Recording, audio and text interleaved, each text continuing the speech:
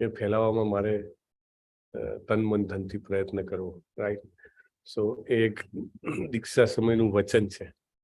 એટલે જ્યારે પણ નામ લખવું એટલે યાદ આવે કે એમના ઓર્ડરથી કરી રહ્યો છે. જે કંઈ પણ કાર્ય કરીએ આપણે ભક્તિમય સેવામાં, સમજો કે તમે એક માળા કરતા હો રેગ્યુલરલી મિનિમમ, ક્યારેક બે પણ, દાખલા તરીકે આજે એકાદશ ને રવિવાર છે તો કદાચ તમે વધારે પણ કરી હોય, પણ રેગ્યુલર સમજો કે એક કરતા હો.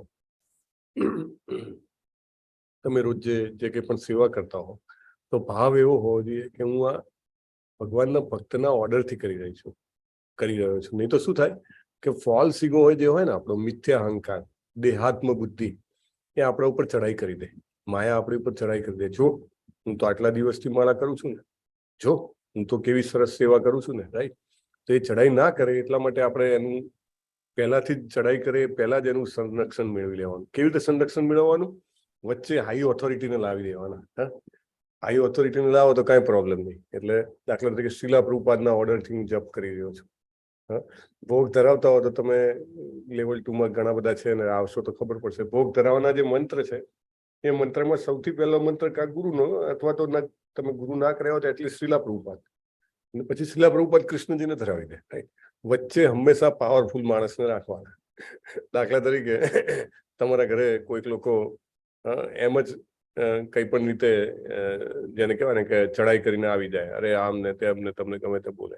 પછી તમારા ઓળખીતા કોઈક બહુ જ પાવરફુલ વ્યક્તિ હોય, વોટ એવર, પોલિટિકલી કે બ્યુરોક્રેટ્સ હોય કે કંઈ પણ, તો એ વચ્ચે આવી જાય, પેલા લોકો ડરીને ભાગી જાય કે આમને તો બહુ જોરદાર બેકઅપ છે. એવી રીતે તો આપણે હેવી બેકઅપ વાળા જે ભગવાનના ભક્તો છે, શીલા પ્રભુપાદ, ગુરુ મહારાજ, એમને વચ્ચે લાવી દેવા. હું આ માળા કરું છું તો કોના? એમના ઓર્ડરથી કરું છું. હું ક્લાસ કરું છું તો કોનાથી કરું છું? એમના ઓર્ડરથી કરું છું. With that sense when we do we get full protection. We are not affected by maya. નહીં તો maya is very powerful. Jump કરવા તૈયાર જ છે, કૂદકો જ મારી દે, આપણને દબોચી જ લે. ચાલો, let us start with prayers together. અને જેમના પણ વિડીયોઝ ઓન છે તેમનો ખાસ ધન્યવાદ. દિગ્નેશ ત્રિવેદી પ્રભુ, રવિ દોશી પ્રભુ, દીપક પટેલ પ્રભુ, બાપુ શ્રી અમરસિંહજી, હેમાક્ષી માતાજી, હર્ષા માતાજી, ઈલા માતાજી, જલ્પા માતાજી, ભાવના માતાજી, અને બાકી બધા જ એમનો વિડીયો ઓફ છે તે પણ, અને Velubha Vaghela also. Thank you very much. Video on રાખવાથી આપણે કમિટેડ રહીએ છીએ. કમિટેડ રહેવું એટલે શું કે આમ તેમ જવાની, ફરવાની કે કરવાની ઈચ્છા થાય નહીં. Very important. So video on is very important. ચાલો, સાથે જો મંગલાચરણ ન પણ આવડે ને તો પણ સાથે ગાવાનો પ્રયત્ન કરવો જોઈએ. મ્યુટ રાખીને you try. Krishna's blessings comes. Blessings of Srila Prabhupada અને શ્રીન્યર વૈષ્ણવાસ કમ. ઓકે, ચાલો. ઓમ અજ્ઞાન તિમિરાંધસ્ય જ્ઞાનાંજન શલાકયા ચક્ષુરુન્મિલિતમ યેન તસ્મૈ શ્રી ગુરુવે નમઃ. શ્રી ચૈતન્ય મનોભીષ્ટમ સ્થાપિતમ યેન ભૂતલે સ્વયં રૂપ કદા મह्यं દદાતિ સ્વપદાંતિકમ. વંદેહમ શ્રી ગુરો શ્રીયુત પદકમલમ શ્રી ગુરુમ વૈષ્ણવાંશ્ચ શ્રી રૂપમ સાગ્ર જાતમ સહગણ રઘુનાથાન્વિતમ તમ સજીવમ સાદ્વૈતમ સાવધૂતમ પરિજન સહિતમ શ્રી કૃષ્ણ ચૈતન્ય દેવમ શ્રી રાધા કૃષ્ણ પાદાન સહગણ લલિતાન શ્રી વિશાખાન્વિતાંશ્ચ. હે કૃષ્ણ કરુણા સિંધો દીન બંધો જગતપતે ગોપેશ ગોપિકા કાંત રાધા કાંત નમોસ્તુતે. તપ્ત કાંચન ગૌરાંગી શ્રી રાધે વૃંદાવનેશ્વરી વૃષભાનુસુતે દેવી પ્રણમામિ હરિપ્રિયે. વાંછા કલ્પતરુભ્યશ્ચ કૃપા સિંધુભ્ય એવ ચ પતિતાનામ પાવનેભ્યો વૈષ્ણવેભ્યો નમો નમઃ. અનંત કોટિ વૈષ્ણવવૃંદ કી જય. શ્રીલા પ્રભુપાદ કી જય. ભગવત કી જય. સદગુરુદેવ કી જય. નમો વિષ્ણુપાદાય કૃષ્ણ પૃષ્ઠાય ભૂતલે શ્રીમતે ભક્તિવેદાંત સ્વામી ઇતિ નામિને. નમસ્તે સારસ્વતે ગૌરવાણી પ્રચારિણે નિર્વિશેષ શૂન્યવાદી પાશ્ચાત્ય દેશતારિણે. જય શ્રી કૃષ્ણ ચૈતન્ય પ્રભુ નિત્યાનંદ શ્રી અદ્વૈત ગદાધર શ્રીવાસાદિ ગૌર ભક્તવૃંદ. જય શ્રી કૃષ્ણ ચૈતન્ય પ્રભુ નિત્યાનંદ શ્રી અદ્વૈત ગદાધર શ્રીવાસાદિ ગૌર ભક્તવૃંદ. જય શ્રી કૃષ્ણ ચૈતન્ય પ્રભુ નિત્યાનંદ શ્રી અદ્વૈત ગદાધર શ્રીવાસાદિ ગૌર ભક્તવૃંદ. હરે કૃષ્ણ કૃષ્ણ કૃષ્ણ હરે હરે, હરે રામ રામ રામ હરે હરે હરે. હરે કૃષ્ણ. એકાદશી નો દિવસ છે આજે અને રવિવાર પાછો. મને ખાતરી છે કે તમે બધાએ બહુ સારી રીતે ઉપયોગ કર્યો હશે આજના સમયે, અને આજે કરેલું દરેક ભક્તિની સેવા 1000 ગણું ફળ આપે છે. એટલે હજી પણ સૂતા પહેલાનો સમય છે, ધ્યાનથી ભગવદ્ ગીતા સાંભળી લેવી, ધ્યાનથી હરે કૃષ્ણ કૃષ્ણ કૃષ્ણ હરે હરે, હરે રામ રામ રામ હરે હરે ધ્યાનથી સાંભળીને જપ કરવા, ભગવાનને કંઈક પ્રેમથી ધરાવવું, ભગવાનને પ્રેમથી ઊંઘાડવા, right? All this things 1000 times multiply. Sale full sale ચાલે છે, તો સેલનો લાભ ઉઠાઈ લેવાનો. અને અસર તો થાય જ છે. જુઓ, આખો દિવસ તમે ધાન્ય ના ખાધું હોય અને કોઈને કોઈ સેવામાં રત રહેવાનો પ્રયત્ન કર્યો હોય તો ચેતનામાં એક થોડુંક શુદ્ધિ લાગે, અને ઇટ હેલ્પ્સ. તો બારસના દિવસના સવારના જે જપ હોય એમાં તો ચોક્કસ અસર લાગે, ચોક્કસ જપ સરસ થાય. આગલા દિવસે બીજું કઈ તમે સારું, મતલબ દિવસ સારી રીતે ભગવાનની સેવામાં વિતાવ્યો હોય તો જપ બહુ સરસ થાય, રાઈટ? સો વેરી નાઇસ. Practice all. માત્ર 6 મેસેજ આવ્યા છે આજે તો મારા આયા પહેલા મેસેજ આવી ગયા હતા એવું છે? I don't know. 6 જણાએ જ મેસેજ કર્યા છે કે શું ધરાયું છે. એ તો નહીં ચાલે. સૌથી પહેલો મેસેજ છે જલ્પા માતાજીનો. જલ્પા માતાજી લખે છે, આજે ભોગમાં મિલ્ક, પાણી, મિશ્રી, તુલસી દળ, અત્યારે મોરૈયાની ખીર, તુલસી દળ, પાણી સાથે ધરાવ્યું છે. હરિ બોલ. રવિ દોશી પ્રભુ, એમને અંજીર, દૂધ અને જલ ધરાવ્યું છે. વેરી નાઇસ પ્રભુ. સો વેરી ઇમ્પોર્ટન્ટ કે જ્યાં હોઈએ ત્યાં, જ્યાં પણ જે સ્થાને હોઈએ ત્યાં રિયાદમાં પણ ભગવાનને ધરાવી શકાય છે. એ તમે સાબિત કરી દીધું છે. સંજયજીનો મેસેજ હતો એની પહેલા. સંજયભાઈ સુરતથી, ભોગમાં દૂધ, બટાકાની વેફર, કાજુ બદામ, જળ, તુલસી પત્ર, સાંજે બટાકાની ચિપ્સ, ટેટી, જમરૂખ અને જળ. વેરી નાઇસ પ્રભુ, થેન્ક યુ. એવી જ રીતે દિગ્નેશ ત્રિવેદી પ્રભુ, ભોગમાં પરોઠા, કેરી, તુલસી દળ અને જળ. આરતી નેગાંધી માતાજી, આજે રોટી, શાક, રાજગરાનો શીરો અને તુલસી પત્ર. ઓકે. હીર પટેલ માતાજી, આજે ભોગમાં અમે ભગવાનને મિલ્ક,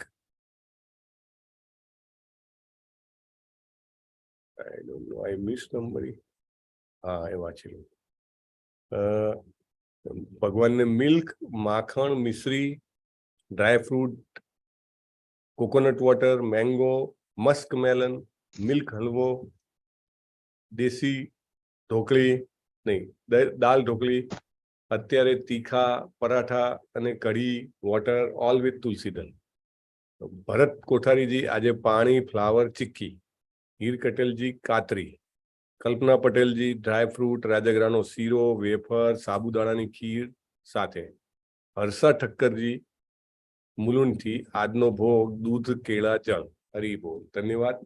જો એક વસ્તુ બીજી ક્લેરિફાય કરવાની છે, એકાદશી આપણે છે, બરાબર? કાનાને નથી, એટલે કાનાને આપણે જે ધરાવવું હોય ધરાઈ શકીએ.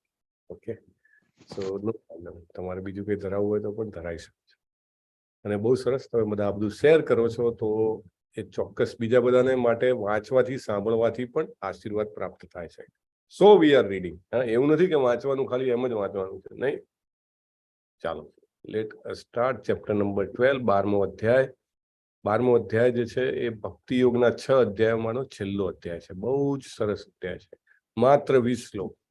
ઘણા બધા લોકો છે 12મો અધ્યાય રોજે બધા શ્લોકો બોલી જતા હોય છે.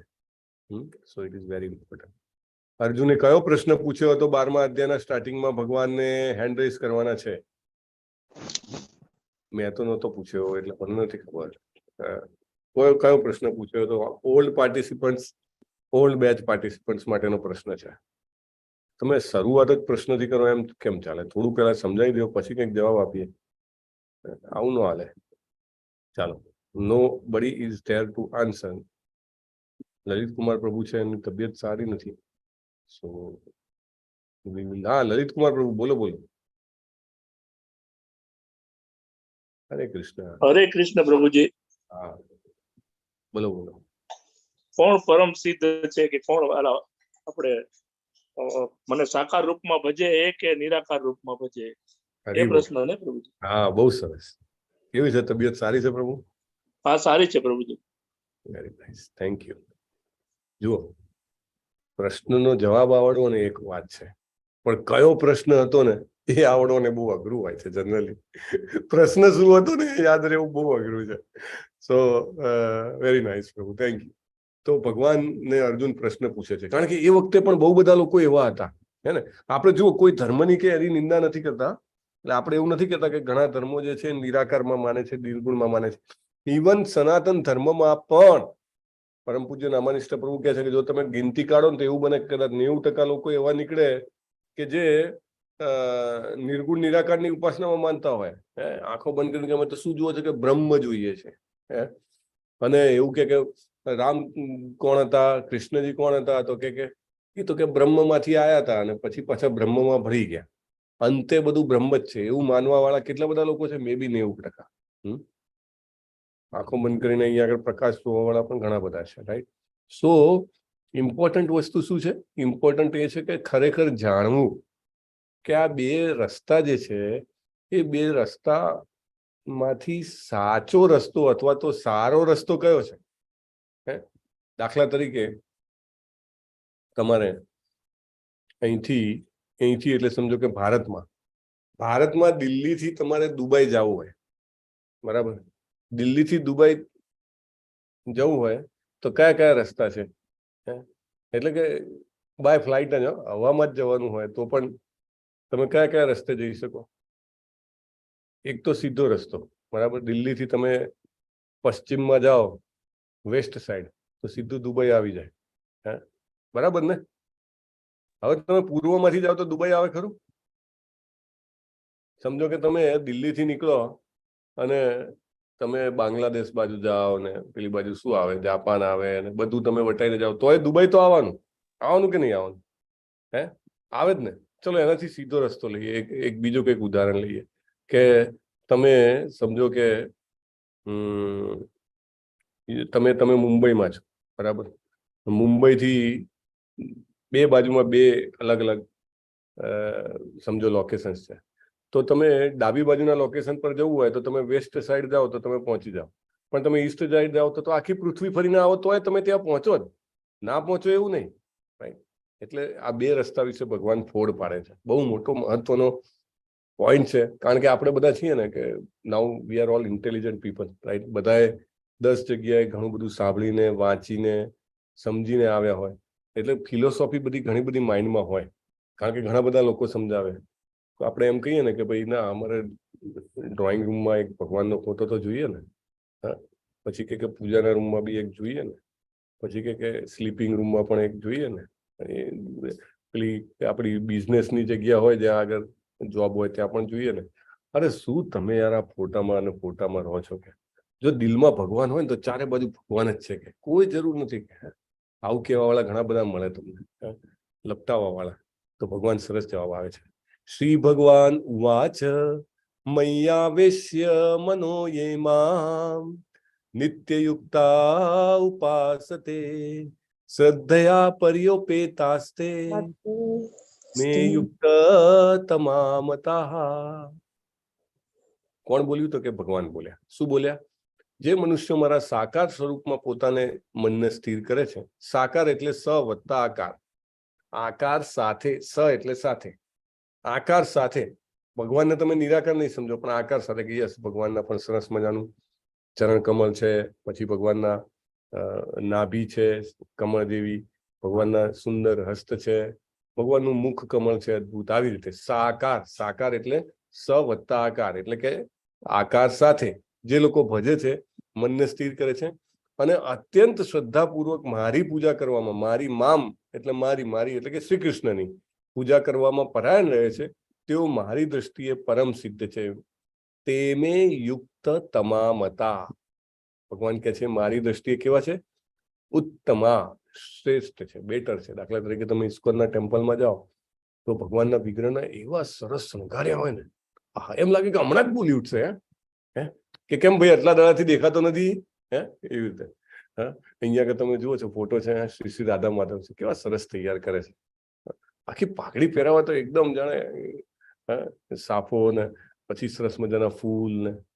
તો જે લોકો સાકાર રૂપમાં તમે ફોટો કે વિગ્રહ લઈને ઘરે પૂજા કરતા હો, મંદિરમાં ભગવાનના દર્શન કરવા જાઓ, તો ભગવાન કે છે એ લોકો વધારે અથવા તો પરમ સિદ્ધ છે કમ્પેર ટુ એ લોકો કરતા કે જે લોકો ભગવાનના સ્વરૂપને સ્વીકારવા માંગતા નથી. આગળ જોઈએ, ભગવાન બહુ સરસ ફોડ પાડે છે. આપણે પ્રશ્ન લઈએ કે હવે બીજા પ્રકારના લોકો કે જે લોકો નિર્ગુણ નિરાકાર ભગવાનને માને છે કે ભગવાનનો કોઈ આકાર નથી, તો એના વિશે ભગવાન કહે છે જે લોકો વિભિન્ન ઇન્દ્રિયોને સંયમિત કરીને, એ લોકો ઇન્દ્રિયોને સંયમિત કરે છે, સૌ પ્રત્યે સંભાવ રાખીને પરમ બ્રહ્મના નિરાકાર પાસામાં અવ્યક્તની પૂર્ણ રીતે પૂજા કરે છે. અને આ વ્યક્ત કેવું છે? ઇન્દ્રિયોની અનુભૂતિથી પરે છે, સર્વવ્યાપી છે, અચિંત્ય છે અને અપરિવર્તનીય છે, અચળ છે અને સ્થિર છે. તેઓ પણ સર્વના કલ્યાણમાં પરવાયેલા રહીને અંતે મને પ્રાપ્ત કરે છે. એ લોકો પણ પ્રાપ્ત કરે છે. જેવી રીતે મેં તમને કીધું ને કે દિલ્હીથી દુબઈ જવું હોય ને જે લોકો વેસ્ટમાં જશે એ લોકો સમજો કે 2.5 કલાકમાં પહોંચી જશે, 3 કલાકમાં, I don't know, May B Riyadh 3-3.5 કલાક, નહીં રવિ દોશી પ્રભુ? જી 4.5 કલાક. 4.5 કલાક. અચ્છા, ઓકે, 4.5 કલાકમાં પહોંચી જાય. પણ કોઈ કે ના હું ઈસ્ટમાં જઈશ. હા ભાઈ જાઓ, તમે ઈસ્ટમાં જાઓ. ભગવાન કે અંતે મને પ્રાપ્ત કરે છે. ઈસ્ટમાં જાઓ ને પછી તમે દિલ્હીથી નીકળો અને પેલું નેપાળ ઉપર થઈને ફરીને આવો તો એ પહોંચશો. અંતે તો પ્રાપ્ત કરે છે. નિરાકાર લોકો પણ પ્રાપ્ત કરે છે. પણ બહુ મોટો છે. ક્લેશો અધિકતરસ્તે સામ અવ્યક્તાસક્ત ચેતસા અવ્યક્તા હિ ગતિર દુઃખમ દેહવદ ભીર વાપ્યતે. વાવ, એક્સાઇટિંગ. આપણા બધા માટે બહુ પ્રોત્સાહનના સમાચાર છે. અહીંયા આગળ ભગવાન બહુ સરસ કહે છે. ભગવાન શું કહે છે? ભગવાન કહે છે કે કારણ કે આપણે દેહમાં જકડાયેલા છીએ, because we are in this body, entangle in this body, એવું કહી શકાય કે અહીંયા આગળ આપણને પૂરેલા છે. બરાબર, પૂરેલા છે. માટે જો આપણે અવ્યક્ત એટલે કે અર્ગુણ, આકાર વગરના, ગુણ વગરના, નિરાકાર એવા ભગવાનની ઉપાસના કરશું તો 2 પ્રોબ્લેમ છે. ભગવાન કહે છે. કયા 2 પ્રોબ્લેમ છે? પહેલું તો છે ક્લેશો અધિક રસ્તે સા. એ જે પ્રોસેસ છે ને, એ જે પ્રક્રિયા છે ને, એમાં ક્લેશ બહુ છે, દુઃખ બહુ આવશે. ક્લેશ એટલે કે ઉચાટ, કષ્ટપ્રદ. દાખલા તરીકે તમે ગામમાં ગયા હો અને તમે એમ કહો કે આપણા જૂના પડોશી છે, એમને મળવા જવું છે. તો કે ક્યાં રહે છે? તો કે બાજુના ગામ જ રહે છે. કે જાઓ. બાજુના ગામમાં ક્યાં છે? કે ત્યાં જવું પડે. કે 2 રસ્તા છે ગામમાં જવાના. એક રસ્તો છે ને કે એક રસ્તો જે છે એમાં ખાડા બહુ છે, કે ખડબચરા ચોમાસામાં ખાડા પડી ગયા છે કે, એટલે ત્યાંથી ના જશો, કે હું તમને બીજો રસ્તો બતાવું, ત્યાંથી જાઓ. એવી રીતે. તો ક્લેશ છે આ રસ્તા ઉપર, અવ્યક્તના રસ્તા ઉપર ક્લેશ છે. અને બીજું કે દુઃખ છે, ગતિર દુઃખમ. બહુ તકલીફ થાય છે એ રસ્તા ઉપર. સ્વાભાવિક છે, ખાડા હોય એટલે તમારી બધા હાડકા પાછળ હલી જાય ને, આખા શરીરના મશીનની પૂરી જેને કહેવાય સર્વિસ થઈ જાય. અને જે બીજું મશીન લઈ ગયા હો તમે, સાયકલ, સ્કૂટર, ગાડી, જે કંઈ પણ, એની પણ હાલત ખરાબ થાય. રાઈટ? સો બેટર છે કે ભગવાન કે છે એ રસ્તો લેવો નહીં. આ બંને રસ્તા જે છે કેવા છે? દુષ્કર છે, અઘરા છે. કેમ દુષ્કર છે? કારણ કે આપણે આ શરીરમાં પૂરાયેલા છીએ એટલે, ભૌતિક શરીરમાં છીએ એટલે. તો કોઈને એવું થાય કે ભગવાન આ અઘરું જ હતું તો તમે શું કામ આ શોધ્યું? શોધવા જેવું જ નતું ને. બધાને એક જ માર્ગે લગાડી દેવા હતા ને કે આ રસ્તો સારો છે, કે આ રસ્તે જ જાઓ ને. કેમ બીજો રસ્તો શોધ્યો હશે? કેમ આ નિર્ગુણ નિરાકાર વાળો રસ્તો પણ પ્રચલિત છે? શું કારણ છે? પ્રચલિત છે અથવા તો ઘણા લોકો ફોલો કરે છે? What is the reason? હરે કૃષ્ણ. ખાલી ગેસ કરવાનું, એ સાચું ખોટું કે એવું કઈ નથી પૂછતો, જસ્ટ ગેસ કરી શકો કોઈ? નહીં તો હું પછી આગળ વધું છું, no problem. Even if you can't guess, I will move forward. જો એનું એક કારણ છે, જે કંઈ પણ પ્રક્રિયાઓ છે એ પ્રક્રિયાઓ ટાઈમ, પ્લેસ અને સર્કમસ્ટન્સીસ, સ્થળ, સમય અને પરિસ્થિતિ પ્રમાણે આપવામાં આવે છે. પહેલા ધોરણમાં ભણતો છોકરો હોય એને હજી તો એકડે એક એ જ શીખવાડવાનું હોય, અથવા વન વનઝા વન, એક એકા એકા, ક કમલ નો ક, એટલું જ શીખવાડવાનું હોય. હવે તમે એને પેલું ઇન્ટિગ્રેશન, ડિફરન્સિએશન, પ્રોબાબિલિટી, આવું બધું તમે એને શીખવાડો તો કેમ ચાલે? એટલે આપણે જેવી રીતે જોયું છે ને કે યુગ, 4 પ્રકારના યુગ હોય છે. કયા કયા 4 યુગ છે? કોણ કહેશે? બોલો દિગ્નેશ પ્રભુ, 4 યુગ કયા કયા છે? હરે કૃષ્ણ પ્રભુજી. હરે કૃષ્ણ. સતયુગ, ત્રેતા, દ્વાપર અને કલિયુગ. હરે કૃષ્ણ. હરે કૃષ્ણ. તો એવી રીતે 4 યુગ છે ને, એવી રીતે દરેક યુગમાં મનુષ્યની ચેતના, અને યુગની અંદર પણ અલગ અલગ સમયે મનુષ્યની ચેતનાના વિકાસનું એક સ્તર હોય છે. જ્યારે જેટલી ચેતના વિકસી હોય ને, ત્યારે એટલું જ ડિસ્ક્લોઝ કરવામાં આવે, એટલું જ કહેવામાં આવે. એનાથી વધારેનું જ્ઞાન એ પચાવી શકે એવી કન્ડિશન હોય જ નહીં. નાનું બાળક હોય એને તમે ધીમે ધીમે ધાનને ખવડાવવાનું ચાલુ કરો તો સ્ટેપ બાય સ્ટેપ આગળ વધો ને. ને પહેલા દાળનું પાણી પીવડાવો, પછી ધીરે ધીરે ધીરે ધીરે મે બી શીરો. જ્યારે એનું પાચન ક્રિયા સક્ષમ થાય પછી એને તમે હેવીએસ્ટ વસ્તુ ખાવા આપો તો એ પચાઈ જાણે. It is like that. દાખલા તરીકે નિર્ગુણ નિરાકારની ઉપાસના પણ ત્યારે હતી, ક્યારે રાખવામાં આવી? કે ભાઈ ત્યારે લોકો બીજું કંઈ સમજી શકે જ એવા નહોતા, એની ચેતના એટલું ગ્રાસ્પ કરી શકે એટલી ડેવલપ જ નહોતી. ઉદાહરણ છે ને, નાનો એકડામાં ભણતો બાળક, પછી 5મામાં ભણતો, 10મામાં ભણતો, એના જેવું. It is like that. Gautam Buddha આવ્યા ને, ગૌતમ બુદ્ધે કીધું બધા વેદો જે છે પાણીમાં પધરાઈ દો. કેમ? એમને જોયું કે લોકો એટલા બધા રજોગુણી તમોગુણી હતા કે યજ્ઞનો ઉપયોગ માત્ર ઇન્દ્રિય તૃપ્તિ માટે, પશુઓનો વધ કરવા માટે કરતા હતા. એટલે એમને કીધું આ ચેતનામાં બીજું કશું જ નહીં ઘૂસે. ગૌતમ બુદ્ધ ભગવાનના અવતાર છે, રાઈટ? ભાગવતમાં પણ આવે છે. પણ એમને ખ્યાલ આવી ગયો કે આ લેવલ પર આટલું જ આપી શકાશે. એટલે એમને એક જ લાઈન આપી, શું? અહિંસા પરમો ધર્મ. બસ, એટલીસ્ટ તમે પેલા સત્વગુણના લેવલ પર તો આવો, હિંસામાંથી તો બહાર આવો. એટલીસ્ટ તમે સત્વગુણના લેવલ પર આવો તો પહેલા તો મનુષ્ય બનશો. મનુષ્ય તો બનો, પછી તમે કંઈક ભગવત પ્રાપ્તિની વાત કરો. એટલે એ એના લેવલથી આગળ આપે જ નહીં. પછી શંકરાચાર્યજી આવ્યા, એમને અદ્વૈત જ્ઞાન આપ્યું, ને પછી દેન આપણા ચૈતન્ય મહાપ્રભુ ને શીલા પ્રભુપાદ ને બધા જ જે છે. દેન ચૈતન્ય મહાપ્રભુ સાક્ષાત શ્રી કૃષ્ણજી ફરીથી આવ્યા ને, ત્યારે તો આખું વૃંદાવન, વ્રજ, ચોરાસી બધું જ જે છે ને, બધું જ જમીન દોસ્ત હતું. કારણ કે ગૌતમ બુદ્ધના સમયથી જ બધું જ જેને કહેવાય કે નાશ કરી નાખવામાં આવ્યું હતું. એમને 6 ગોસ્વામીઓ કે જે એમના ગોલોકના સાથીદારો છે, એમને આદેશ આપ્યો. ગોસ્વામીઓ કે અમે તો તમારી સેવામાં તમારી જોડે જ રહીએ. તમે જગન્નાથપુરીમાં રહો તો અમે ત્યાં રહીએ. કે ના, તમારી સેવા અલગ છે, તમારે મારી સાથે નહીં. તમે બધા વૃંદાવન જાઓ અને કૃષ્ણજીની બધી જ લીલા સ્થળી છે, બધી જ સજીવન કરો. દરેકે દરેક પ્લેસ આઈડેન્ટિફાય કરો. ક્યાં કૃષ્ણ જન્મ્યા હતા, ક્યાં એમને રાસલીલા કરી હતી, ક્યાં એમને પેલા ઉખલમાં બંધને બાંધ્યા હતા, કયા કયા વન હતા, બધા જ 12 વન સજીવન કરો. રાધાકુંડ, શ્યામકુંડ, ગિરી ગોવર્ધન બધું જ તમે. અને ભગવાનના પુત્રના પુત્ર વજ્રનાભ, એમને એમની દાદીને પૂછીને ભગવાનની જે વિગ્રહ બનાવડાયા હતા, બધા વિગ્રહ જે છે એ ક્યાંક ને ક્યાંક જેને કહેવાય કે છુપાઈને રાખેલા છે. બધાને બહાર કાઢો અને એની સેવા શરૂઆત કરો. અને 6 ગોસ્વામીઓએ આવીને આખું આપણું વ્રજભૂમિ સજીવન કર્યું. હા, અને આપણને આ આપ્યું. એટલે મહત્વનું શું છે કે એવું નથી કે એ પાથથી ના થાય, પણ એ પાથ એ ચેતના માટે છે, અને એમાં કષ્ટ છે, એમાં દુઃખ છે.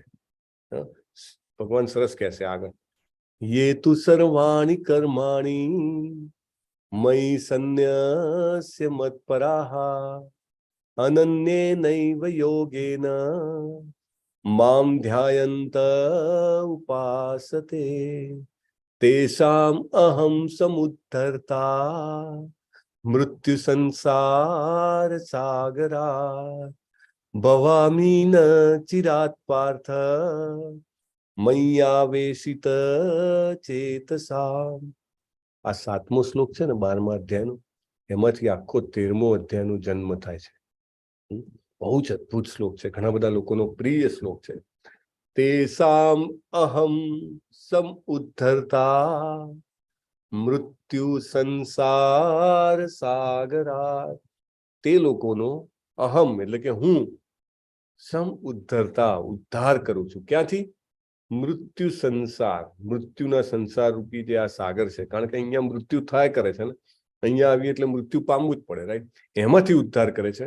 અને ભવામીન ચિરાત પાર્થ મૈયા વેશિત ચેતસામ, અને એમને હું મારામાં એમની ચેતસામ એટલે એમની ચેતના છે અને હું મારામાં મૈયા વેશિત મારામાં સ્થિર કરું છું, right? This is Krishna's promise. જે લોકો ભગવાનને અન્ય નહીં એવા કે એકમાત્ર મારે શ્રી કૃષ્ણ એ રીતે, અથવા તો હું કરું છું પણ સેવા અને માગવાની પણ સેવા, મારે બીજું કઈ નથી જોઈતું, મને તારી સેવા આપ, રાઈટ? એવી રીતે જે લોકો ભક્તિ કરે છે, ભગવાન કહે છે હું પોતે એમનો ઉદ્ધાર કરું છું. અહીંયા કેવું સરસ શીલા પ્રભુપાદે ચિત્ર બનાવડાવ્યું છે મૃત્યુ સંસારને પ્રગટ કરવા માટે. અહીંયા આગળ શું છે આ ચિત્રમાં? કઈ વસ્તુ મૃત્યુ સંસારને દર્શાવે છે? સાગર. અગર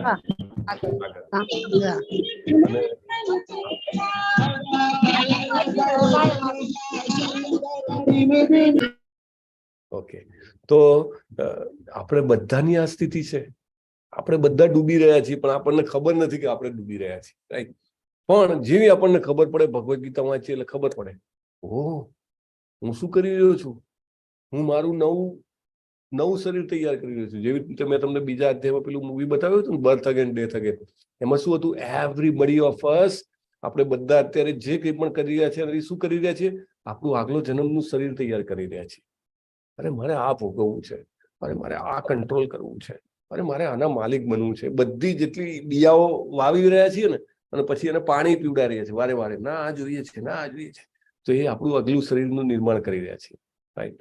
તો આપણે બધા ડૂબી રહ્યા છીએ, કારણ કે આગલા શરીરમાં આવું એટલે ફરીથી ડૂબવું ને, મરવું તો પડશે, અને પાછું આગલું શરીર બનાવીએ છીએ એટલે પાછું એમાં પણ મરવું પડશે, રાઈટ? તો આપણે બધા ડૂબી રહ્યા છીએ. પણ જેવી ભગવદ્ ગીતા વાંચીએ ને આપણને ખબર પડે, આપણે બે હાથ આમ ઊંચા કરી દઈએ, આ સેવ મી, સેવ મી, સેવ મી, મને બચાવો, મને બચાવો, મને બચાવો.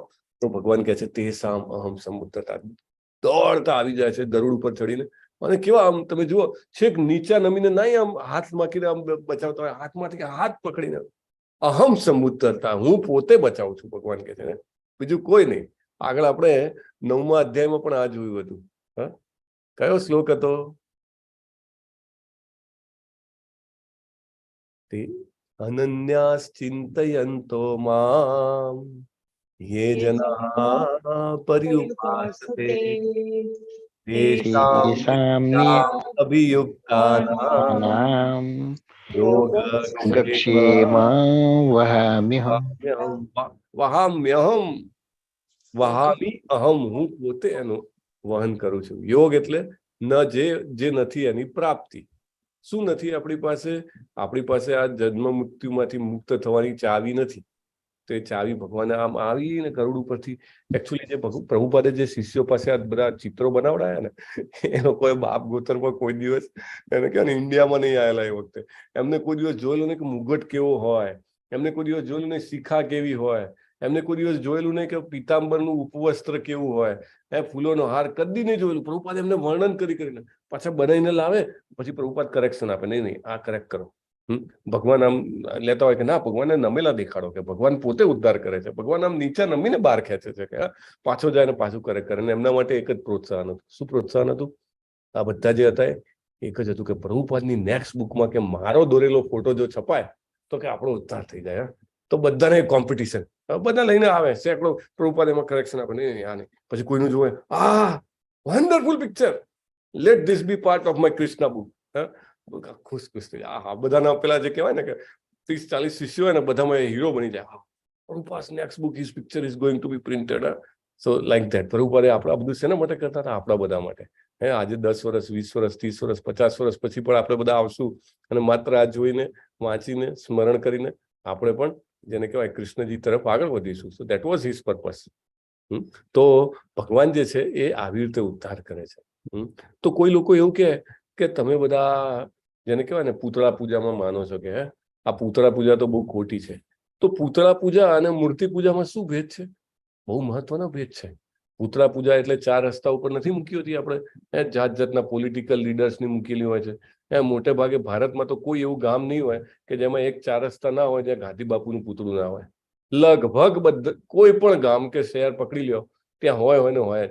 અને પ્રભુપાદ બહુ સરસ વર્ણન કરે કે શું કરે છે તો કે એની જયંતિ આવવાની હોય ને એના આગલા દિવસે બધા આવી જાય, આવીને પેલો પાણીનો ફુવારો મારીને ફર્સ્ટ ક્લાસ પૂતળું સાફ કરી નાખે. એની ઉપર કેટલાય પેલા પક્ષીઓ બેસીને અઘાર નાખી હોય, બધું સાફ કરે ઘસીને.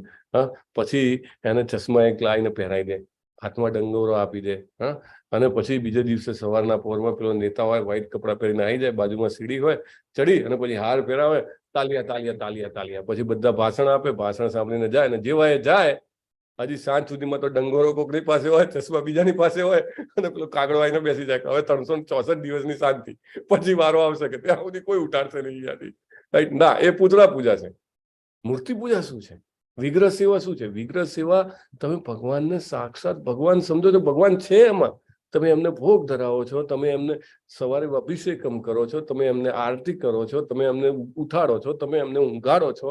Right? What all thing? Krishna himself mercifully agrees to be present in front of us in a form of a deity. Prabhupada કહે છે કૃપા કરીને કૃષ્ણજી આપણી ભૌતિક ઇન્દ્રિયો, આપણી આંખો જોઈ શકે એવા રૂપમાં આવવા માટે સંમત થાય છે. ક્યારે એવું ના સમજવું જોઈએ કે આજે ધાતુની મૂર્તિ છે, આજે લાકડાની મૂર્તિ છે, એટલે કે જગન્નાથજીની, અથવા તો આજે પથ્થરની મૂર્તિ છે, એ લાકડું, પથ્થર કે ધાતુ છે. ના, સાક્ષાત પૂર્ણ પુરુષોત્તમ પરમેશ્વર છે. ઇટ ઇઝ નોટ પૂતળા પૂજા, it is not statue worship, it is Krishna himself. Right?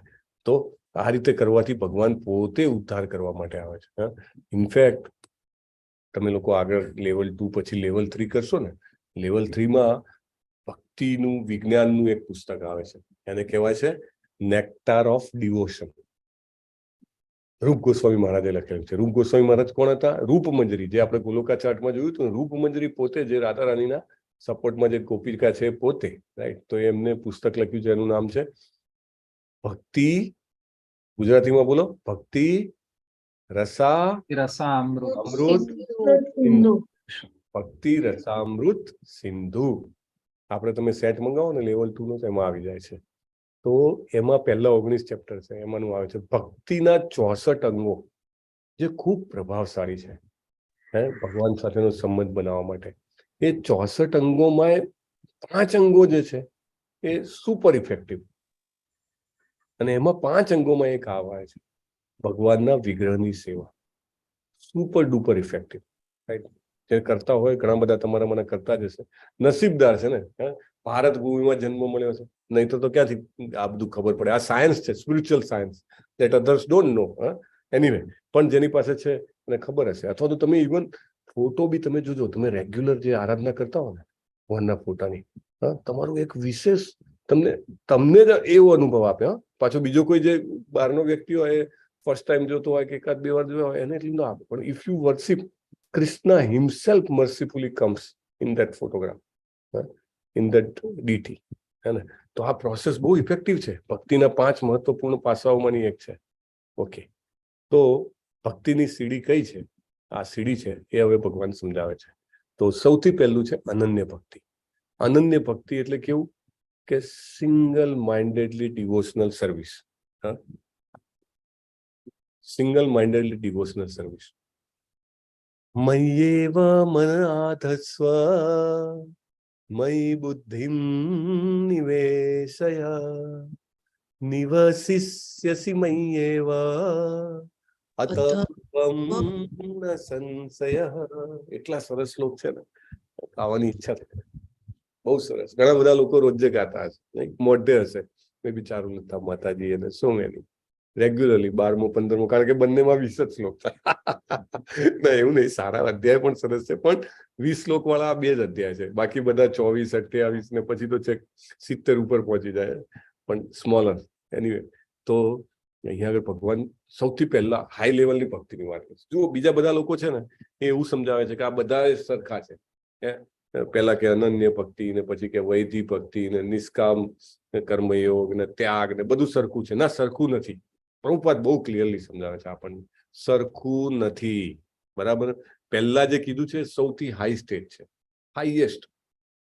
પછી બધાથી તો હાઈએસ્ટ સ્ટેજ ના લેવાય ને, પોસિબલ નથી, રાઈટ? શક્ય નથી, કારણ કે આપણે બધા બદ્ધ જીવો છીએ, મોડા આવે ને, રાઈટ? તો આપણને નેક્સ્ટ સ્ટેજ સમજાવે કે આ નહીં તો કઈ આ કરી લો, ચાલો વૈધિ ભક્તિ કરી લો. કોઈ કે બાપા વૈધિ ભક્તિ બી ના થાય મારાથી, તો કાંઈ નહીં, કે તમે નિષ્કામ કરો, એવી રીતે. તો આ સૌથી ઊંચું પગથિયું છે. શું છે? ભગવાન કે છે મયી એવ મન આધસ્વ, તારું મન મારે આધીન કર, મારામાં સ્થિર કર તારા ચિત્તને. મયી બુદ્ધિમ નિવેશય, બધી જ બુદ્ધિ જે છે મારામાં પરોવી દે. અને આ રીતે તું સદા મારામાં નિવાસ કરીશ, એમાં સંદેહ નથી, ન સંશય. તો આવું તો કોણ કરી શકે? હે, આખું ચિત્તને ભગવાનમાં સ્થિર કરી દેવાનું.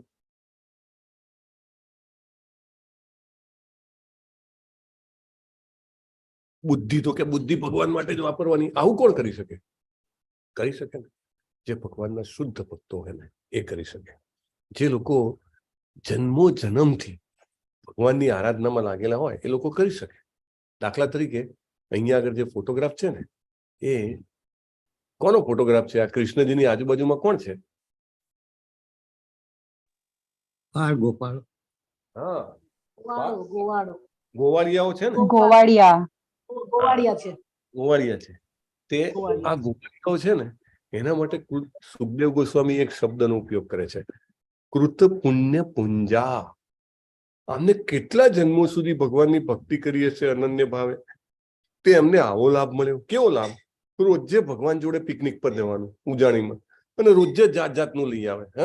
અને એમની માવરો પણ ભગવાનની ભક્ત, તો રોજે કંઈક ને કંઈક આપે. તમે કૃષ્ણ અરે હાટું આ લઈ જાઓ, આ લઈ જાઓ, તેલું લઈ જાઓ.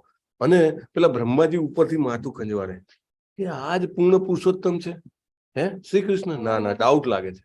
પેલા ગોવાળિયાઓનું એઠું ખાય છે, એમના ડાબા હાથે ખવડાયેલું ખાય છે. આ તો ના હોઈ શકે, પણ આ લોકો એટલા જ નસીબદાર છે. પેલા મધુમંગલ વાળો દાખલો તમને ખબર છે? કૃષ્ણજીના ભાઈબંધ પેલા મધુમંગલ, ખબર છે? નહીં ખબર ને? કહું તમને એક દાખલો, બહુ સરસ દાખલો છે. મધુમંગલ જે છે ને એ ભગવાનના ખાસ ફ્રેન્ડ, એટલે આ બધાની સાથે છે. એને બકાસુર લઈ જાય છે એ વાળો? એ તો મને નથી ખબર. અચ્છા, તો આઈ ડોન્ટ નો.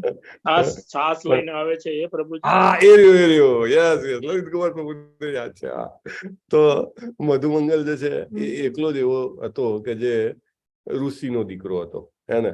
બાકી બધા જે છે એ એમના ફાધર, પેલા માતા પિતા એટલે ગોવાળિયા, એટલે કે બધાની ઘરે ગાયો ને બધાને કંઈક ને કંઈક ખેતી, ગૌરક્ષા, વેપાર બધાને ચાલતો હતો. બાકી બધાના ઘરે ધન સંપત્તિ ને બધું ખરું. પણ આ મધુમંગલના ફાધર જે હતા એ તો ઋષિ હતા. તો એ તો કશું કમાવા જાય નહીં, સવારથી ભગવાનનું નામ લે અને જપ કરે અને આ ને તેને એમ જ બિઝી હોય. એટલે બાકી બધા લોકો રોજ જાતનું ને ભાતનું લઈ આવે કૃષ્ણ માટે. રોજે ઉજાણીમાં જવાનું, એટલે કોઈ કે આજે તો હું રસગુલ્લા લઈ આવે, કોઈ કે હું લાડુ લઈ આવે, કોઈ કે કૃષ્ણ તને માખણ ભાવે છે તું લઈ આવે, જાતનું લોકો લઈ આવે. તો કૃષ્ણ અને પાછું આ જે ઋષિનો દીકરો હતો ને, એટલે યશોદા મૈયા એને કહી રાખેલું કે યશોદા મૈયાને ખબર કે આમના ઘરે ખાવા પીવાનું બહુ ના હોય, એટલે યશોદા મૈયાએ પરમેનન્ટ ઇન્વિટેશન આપેલું કે તારે ખાવાનું અમારે ઘરે, કે જ્યારથી જન્મ થયો ને ત્યારથી જ કહી દે રાખેલું. એટલે કૃષ્ણજી છે ને ઉજાણીમાં જાય ને એટલે મધુમંગલને ટોણો મારે કે અલ્યા તું તો મારા ઘરે રોજ ખાય છે અને આ બધા જો જાતનું લઈ આવે છે, તું કેમ કઈ લાવતો નથી મારી આગળ? ભગવાન એ રીતે સેવા આપવા માંગતા હતા. તું કઈક લાવ ને મારી હાટું, કે તું કઈક લેતો આવ. તો મધુમંગલ તો ઘરે જઈને રડવા મળે છે. એની મમ્મીને કહે છે કે ભાઈ તમે આ બધું લઈને આવે છે ને તમે કોઈ દિવસ મને કશું આપતા જ નથી ને. એની મમ્મી છે એ પણ ભગવાનના બહુ સરસ ભક્તો હોય છે. એ ખૂણામાં જઈને આંસુ સારે છે, મારા ઘરમાં કૃષ્ણના હાટું દેવા લાગે કાંઈ નથી, કે બહુ જ શોધખોળ કરે છે. તો મળે છે એક મટકીમાં થોડી છાશ હોય છે, તો એ છાશ જે છે એ લઈ આવી અને એમાં ખાંડ નાખીને બહુ જ ગળી કરીને આપે છે કે જા આ કૃષ્ણ માટે લઈ જા. એટલે મધુમંગલ તો દોડતો લઈ આવે છે. ત્યાં આગળ જેવો જાય છે આમ થોડુંક જોવે છે તો તો બધા જાત જાતનું એવું એવું લાયેલા હોય છે, ભાત ભાતનું. ઓહો, કે આ લોકો તો કેવું લાયા છે કે હે, મારે કઈ આવી છાસ બાસ સપાય કે હે? તો કૃષ્ણ તો દૂરથી જોઈ જાય છે, જાણકાર. હે, એ મધુમંગલ શું લાયો તું મારા હાટું?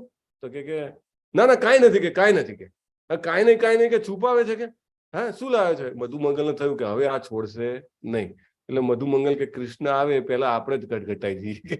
એટલે એને આમ ચાલુ કર્યું, ગડ ગડ ગડ ગડ ગડ ગડ, બધી છાસ મધુમંગલ પીવા જાય. અને કૃષ્ણજી દોડતા આવે છે, અને દોડતા આવે છે, અને પેલાને ફટાફટ પીવું હોય છે, એટલે છાસ જે છે બધી રેલાઈને અહીંયા આગળથી ગળા ઉપરથી અહીંયાથી બધી નીચે જતી હોય છે. અને પછી કૃષ્ણજી આવે ને પેલા તો પેલો આમ ખાલી કરીને પેલી મટકી ઊંધી બતાવે છે. કૃષ્ણજી એના ગળા ઉપર ને એની ચીન ઉપર જે છે હડપચી ઉપર ચાટવા મળે છે, કે આ તો કેમ બોલાય, મારા ભક્તની છાસ. હે, એમના માતાજી એમના મહાન ભક્ત હતા, રાઈટ. આ બધું જોઈને બ્રહ્માજીને ભ્રમ થઈ ગયો કે આવા ભગવાન તો હોઈ શકતા હશે. હે, તો એનું એઠું પણ ભગવાન ખાવા તૈયાર. એટલે કૃત પુણ્ય પૂંજા, જે અનન્ય ભક્તિ કરે છે એને ભગવાનના ધામમાં અને ભગવાનની લીલા જ્યાં પણ ચાલે છે તેને ભગવાનની લીલામાં આવી રીતે સામેલ થવાનો મોકો મળે છે. But we are not like that. બરાબર, આપણે એટલા પવિત્ર નથી. આપણા માટે શું છે? તો નેક્સ્ટ શ્લોક ભગવાને કીધો, અથ ચિત્તમ સમાધાતુમ ન શક્નોસી મયી સ્થિરમ અભ્યાસ યોગેન તતો મામિચ્છાપ્તુમ ધનંજય. જો તું ચિત્તને અવિચળ ભાવે, એટલે કે નોન સ્ટોપ કન્ટિન્યુઅસ તારા મનને મારામાં સ્થિર ના કરી શકે, તો ભક્તિ યોગના વિધિ વિધાનોનું પાલન કર અને એ રીતે મને પામવાની ઈચ્છાને વિકસિત કર. ઈચ્છા વિકાસ કરવી પડે ને, કે મારે કૃષ્ણની લીલામાં જોડાવું છે, મારે કૃષ્ણજીની સેવા કરવી છે, મારે એમની અનન્ય ભક્તિ કરવી છે, એવી ઈચ્છાને વિકાસ કરવી પડે ને. પહેલા એને ડેવલપ કરવી પડે. બી વાવો, પાણી રેડો, વાડ બનાવો, હે, ખાતર નાખો, તો એ ઈચ્છા વિકસે ને. તો ભગવાન કહે છે કે વિધિ વિધાનો, એટલે આને કહેવાય વૈધિ ભક્તિ. આ પણ તમે જયારે લેવલ 3 માં ભક્તિ રસામૃત સિંધુ શીખશો ને ત્યારે વૈધિ ભક્તિ વિશે આવશે. તો વૈધિ ભક્તિ એટલે શું? સરસ મજાના ચિત્રો આપેલા છે, જુઓ તમે. હે, ભગવાનની આરતી કરે છે, ભગવાનને ભોગ લગાવે છે, કીર્તન કરે છે, ભગવદ ગીતા સમજવી, હરે કૃષ્ણ મહામંત્રનો જપ કરવો, ભાગવતમ સાંભળવું, આ બધું વૈધિ ભક્તિ છે. વૈધિ એટલે do as directed. Do as directed નું શું થાય ગુજરાતી? તમે પેલું ઇંગ્લિશમાં પેપર આપ્યું હશે ને ઘણી વાર, તો હા, જણાવ્યા મુજબ કરો. જણાવ્યા મુજબ અથવા સૂચના મુજબ કરો. સૂચના આપી હોય એ પ્રમાણે, સૂચના આપી હોય એ પ્રમાણે કરો. તો આ બધી સૂચનાઓ આપી છે આપણને આચાર્ય. હે, શું સૂચનાઓ આપી છે? તો કે ભાઈ ભગવાનની આરતી કરવી જોઈએ, ભગવાનને ભોગ ધરાવવો જોઈએ, ભગવદ ગીતા સમજવાનો પ્રયત્ન કરવો જોઈએ, હરે કૃષ્ણ મહામંત્રનો જપ કરવો જોઈએ, ભાગવતમ સાંભળવું જોઈએ, ભક્તોની જોડે ભાઈબંધી બનાવી જોઈએ. રાઈટ. હા, એવું કે છે. તમે લેવલ 3 માં પેલું ઉપદેશામૃત પુસ્તક આવશે, તો ઉપદેશામૃત પુસ્તકમાં કીધું છે કે ગુહ્યમ આખ્યાથી પૂછતી, દદાતી પ્રતિગૃણાતી. એમની સાથે આપલે કરવાની, એમને આપવાનું, એ કંઈ આપે તો લેવાનું, પછી આપણી ગુહ્ય વાતો એમની સાથે ચર્ચા કરવાની, રાઈટ. કેવી આપણી પ્રગતિ થઈ રહી છે, કેવી રીતે આપણને સડ રીપુઓ પરેશાન કરી રહ્યા છે, કેવી રીતે તમે એમાં છટકવાનો પ્રયત્ન કરી રહ્યા છો, એવરીથિંગ, રાઈટ. સો આ જે છે વૈધિ ભક્તિ છે. વિધિ વિધાનો પ્રમાણે કરવાનું. સિમ્પલ છે ને. હે, અને એ પ્રમાણે કરવાથી ચોક્કસ આપણી પેલી ઈચ્છાના અંકુરો પૂછશે અંદર. પેલું નહીં કે અંદર નાનું નાનું ફ્રુક્ટિફાય થાય, એવું કહેવાય ને, ફ્રુક્ટિફાય. બીજ અંદર નાખ્યું હોય ને બહાર ના આવ્યું હોય ને, એ પહેલા પણ જમીનમાં પણ બીજ જે છે ને એમાંથી કૂંપળો જેવું કંઈક ફૂટતું હોય છે, અને ફ્રુક્ટિફાય થયું કહેવાય. તો એ વિકાસ કરવાનો. શેનો શું વિકાસ કરવાનો? ભગવાનને પામવાની ઈચ્છાનો વિકાસ થાય. રોજ જે તમે મંગલા આરતી કરો ને, દાખલા તરીકે 4:30 વાગે આપણા ઇસ્કોન મંગલુરુની મંગલા આરતી થાય છે ઓનલાઈન, લગભગ 200-250 જણા હોય, અથવા બીજા ઘણા બધા ભક્તો છે લોકલ ટેમ્પલમાં જતા હોય. આખા વિશ્વમાં ખાલી ઇસ્કોન જ એવું છે જે સવારમાં 4:30 વાગે મંગલ આરતી કરે છે. બાકી 5:30, 6 વાળા તો ઘણા બધા પડે સવારે 4:30 વાગે. અને એ પણ કડકડતી ઠંડી હોય તો પણ, વરસાદ હોય તો પણ, અને ઉનાળો હોય તો પણ. અને એટલા બધા લોકો એમાં જોડાય છે. કેમ? તો કે પ્રભુપાદે કીધું છે કે આ બધું વિધિ ભક્તિનો એક મેઇન ભાગ છે. એના પછી 2 કલાક જપ કરે બધા. 2 કલાક શું વાત કરો છો તમે? હા, ઘણા બધા લોકો કરે છે, પણ એટલીસ્ટ એક માળા કરવાની. ઓકે, તમારે લેવલ 2 માં જવું તો એક માળા કરવાની, એ કમ્પલસરી છે.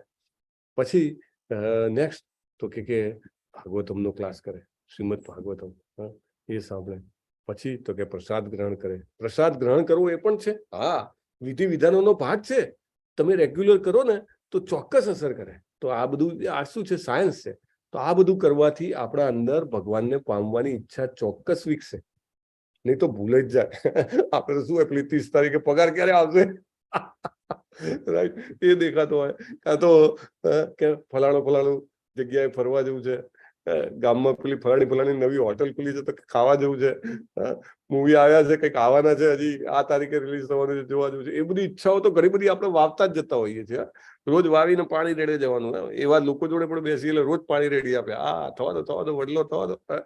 પણ આ જે ઈચ્છાઓ છે ભગવાનને પામવાની અને શાશ્વત રીતે આનંદ પામવાની ઈચ્છા, ફરીથી જન્મવું જ નહીં, ફરીથી મરવું જ નહીં, ફરીથી ઘરડા જ નહીં થવાનું, ફરીથી માદા જ નહીં પડવાનું. આદિ ભૌતિક, આદિ દૈવિક, આધ્યાત્મિક બધા કષ્ટોમાંથી છૂટવાની ઈચ્છા ક્યારે વિકસે? જ્યારે વિધિ વિધાનોનું પાલન કરીએ તો વિકસે. વિધિ વિધાનો સિમ્પલ છે. ભગવાનને ધરાયેલો ભોગ ગ્રહણ કરવો, એમાં કઈ અઘરું છે? નથી ને અઘરું. તમે હમણાં સાથે બેઠા હતા, હીર પટેલ માતાજીએ જપા લીડ કરાયા, તમે સરસ મજાના જપ કર્યા ને, ત્યારે કઈ તકલીફ પડી ના? પણ એકલા લઈને બેઠા હોય, હરે કૃષ્ણ હરે કૃષ્ણ હરે કૃષ્ણ, તકલીફ પડે. ઓકે, આ પણ ના થાય. કોઈ કે મારાથી આ નથી થતું, ભાઈ ચલો, મને વિધિ વિધાનોથી પણ કામ થતું નથી, તો ભગવાન ત્રીજો રસ્તો બતાવે છે.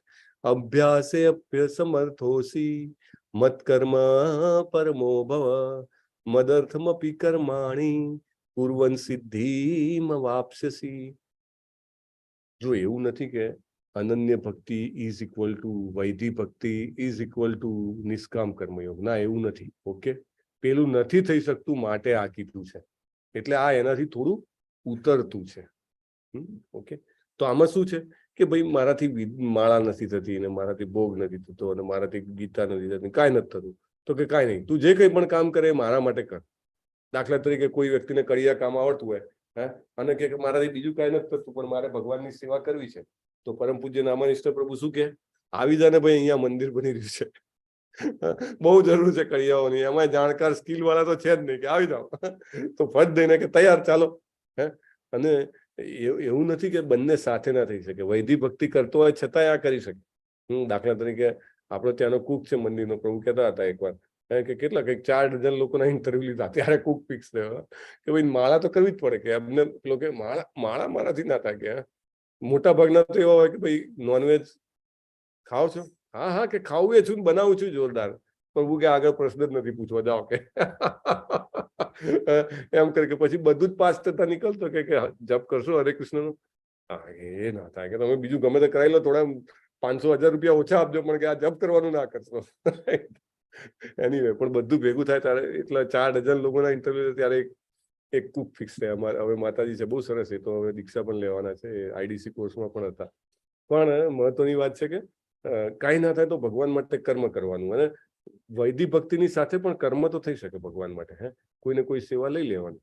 દાખલા તરીકે આપણે અમદાવાદમાં અલ્ટાર બને છે, તો દિગ્નેશ પ્રભુ જાય છે, એનું બધું ફોલોઅપ કરીને બધું જેને કહેવાય ને કે અપડેટ પુશ બધું કરવાનું એ કાર્ય કરે છે. તો આપણે શું કરીએ છીએ? ભગવાન માટે કામ કરીએ છીએ. It is also very good, કારણ કે એનાથી પણ આપણે પૂર્ણ અવસ્થાને પ્રાપ્ત કરી શકીએ છીએ.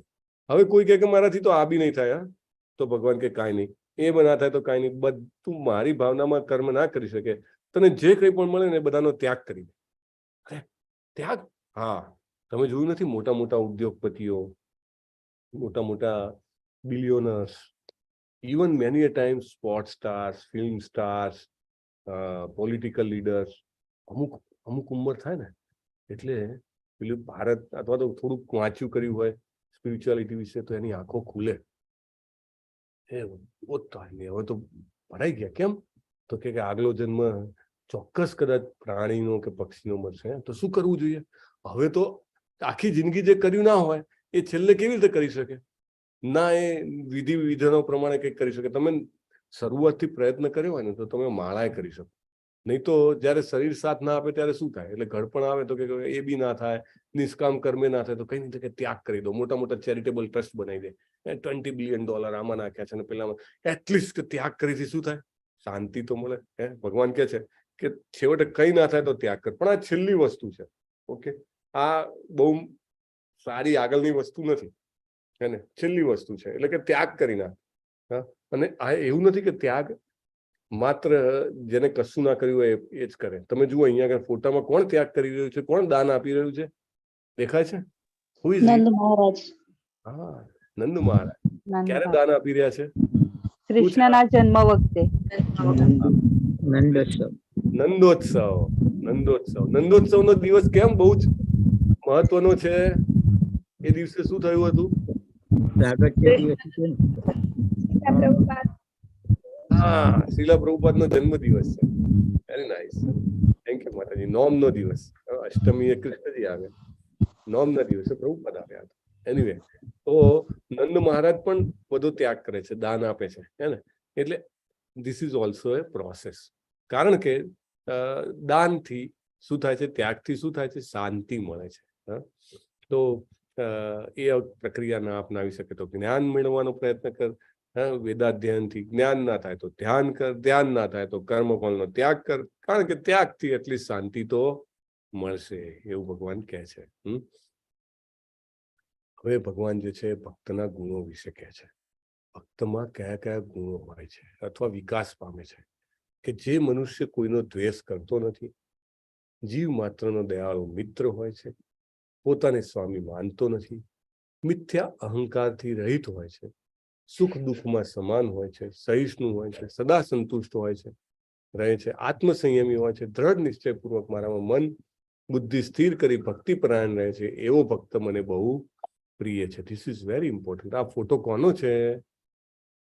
સોરી, આ દેવા કોનો ફોટો છે? આ ફોટો અથવા તો ચિત્ર કોનું છે? બિલ્વ મંગલ ઠાકુર. સનાતન ગોસ્વામીજી. હા, સનાતન ગોસ્વામી મહારાજનો ફોટો છે. સનાતન ગોસ્વામી મહારાજ જે છે એ સડ ગોસ્વામીઓમાં સૌથી સિનિયર હતા, સિનિયર મોસ્ટ.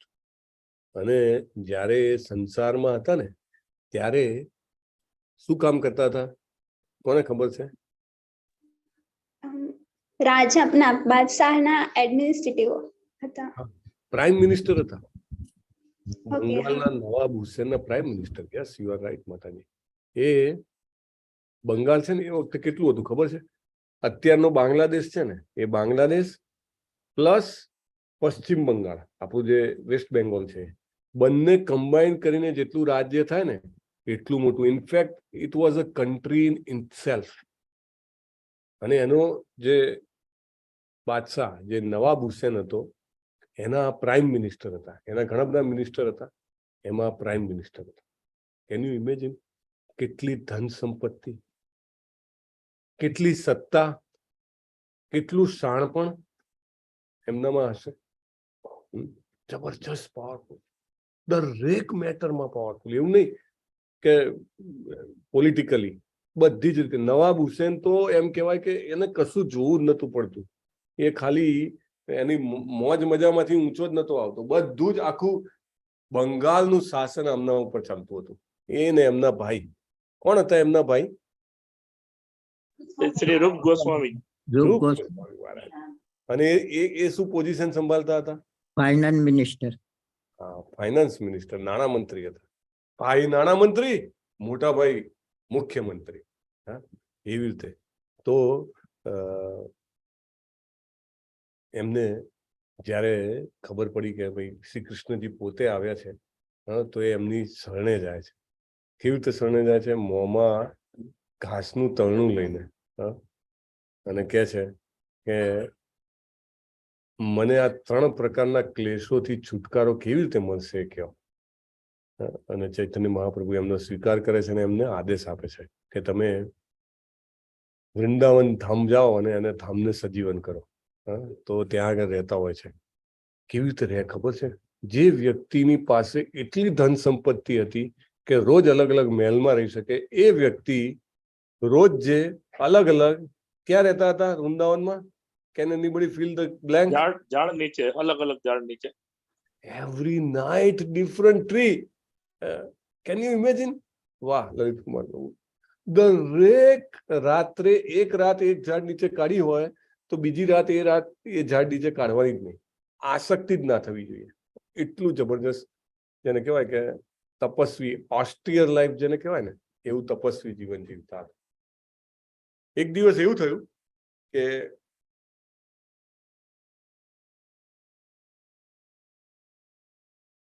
દિલ્હીના બાદશાહ અકબર એને કોઈએ મેસેજ આપ્યા કે વૃંદાવનમાં એક તપસ્વી સાધુ રહે છે, ઘણા છે પણ એમાંના આ એક બહુ જોરદાર છે અને એમની પાસે જબરજસ્ત નોલેજ છે. કે હવે અકબર જે છે એ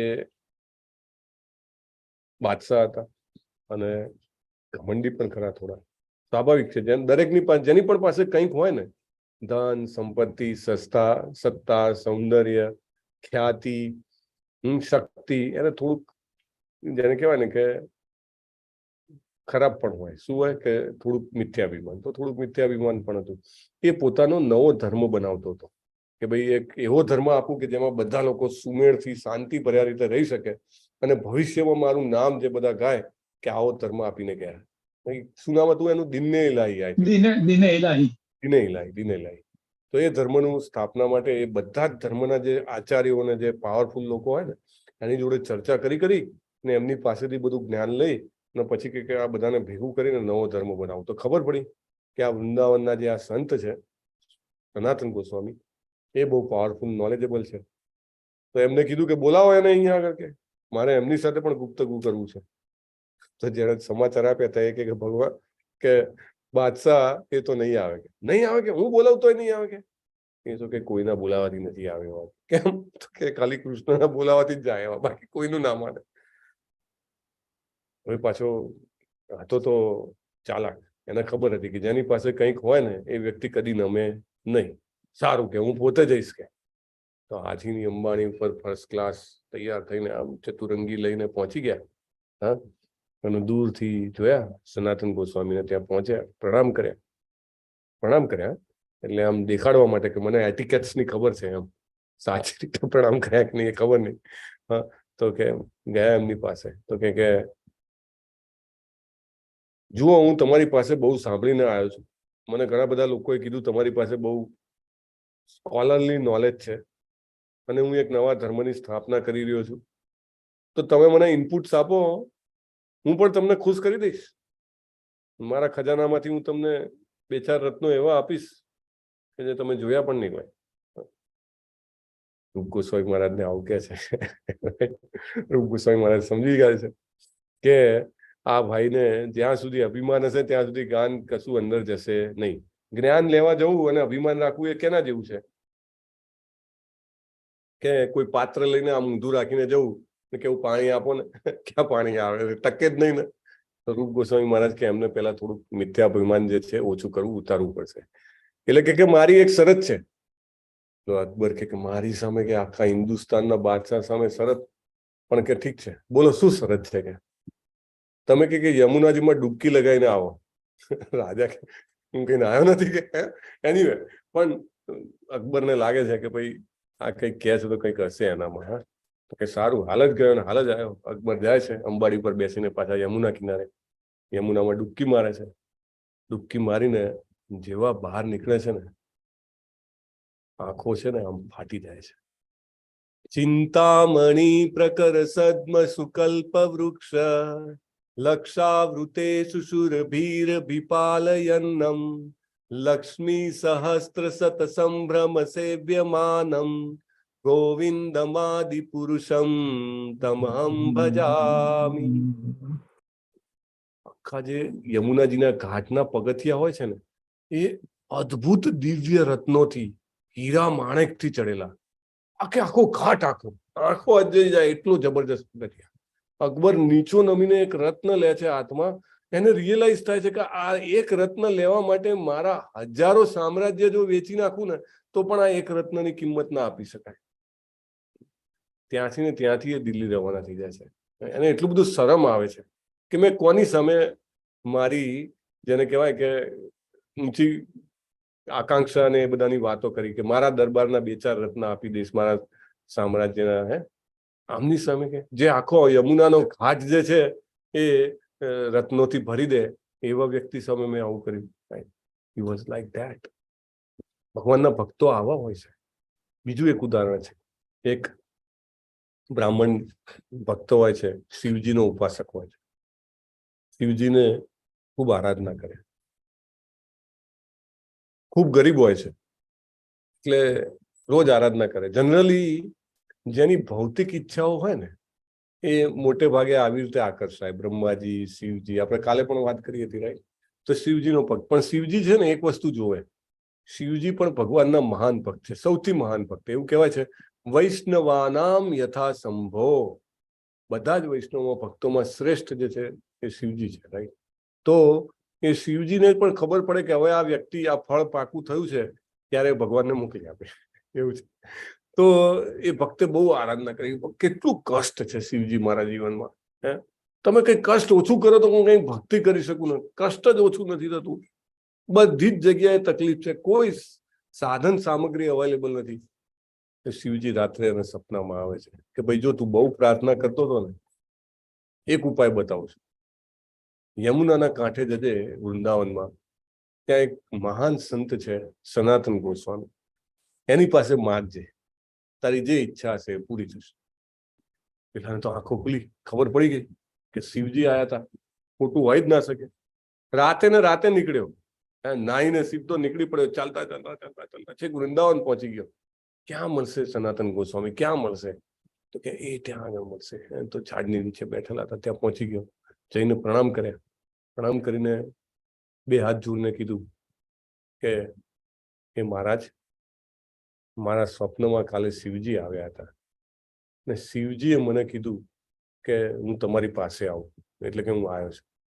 સનાતન ગોસ્વામી કહે છે, હા ભાઈ બોલ, શું સેવા કરી શકું તારી? કે ના, સેવા તો મહારાજ તમારી શું લેવાય, પણ બહુ જીવનમાં છે ને બહુ ભીડ છે, મને ખરેખર ખૂબ ધનની ઈચ્છા છે, મારે ખૂબ, જેને કહેવાય ને કે ઐશ્વર્ય જોઈએ છે.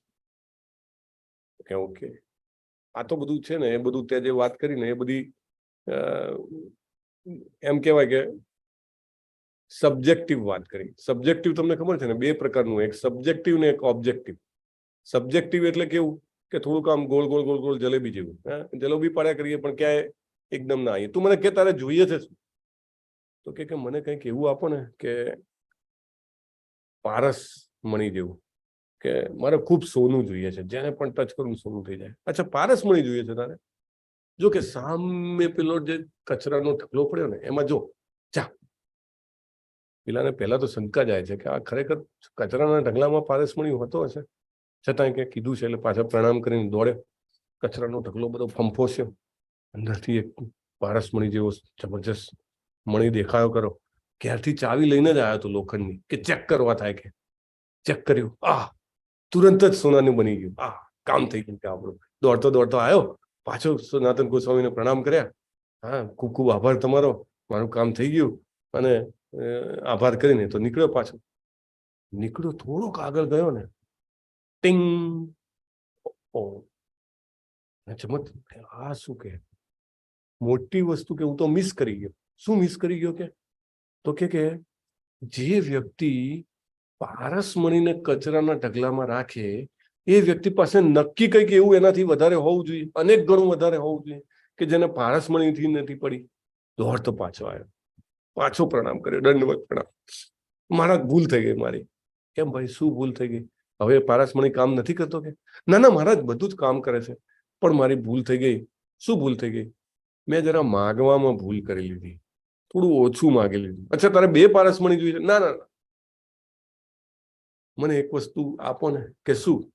તમે જો પારસમણી કચરાના ઢગલામાં રાખતા હો તો તમારી પાસે એવું તે શું છે?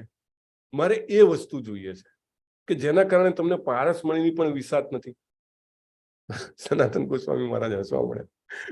એ કે ભાઈ, એ તારા કામની વસ્તુ નથી, તું જા, તું આ પારસમણીથી જ મજા કર. એ તને નહીં પોસાય. નહીં પોસાય? કે મને નહીં પોસાય. પેલો તમને યાદ આવે છે એ નારદજીને કોઈ કહેતું હોય છે, કોણ કહે છે? ના ના, કે હું કહું છું ને હું કરીશ. કોણ છે એવો? મૃગારી. મૃગારી. તો આની હાલત એવી જ છે. એ કે ના ના, તમે શું માનો છો કે મને નહીં પોસાય એટલે કે હું કંઈ પણ કરીશ? કે તું નહીં કરી શકે ભાઈ, જાને કે તું તારે આ પારસમણીથી પેલા ભોગવ, પછી તને ઈચ્છા થાય ત્યારે આવજે.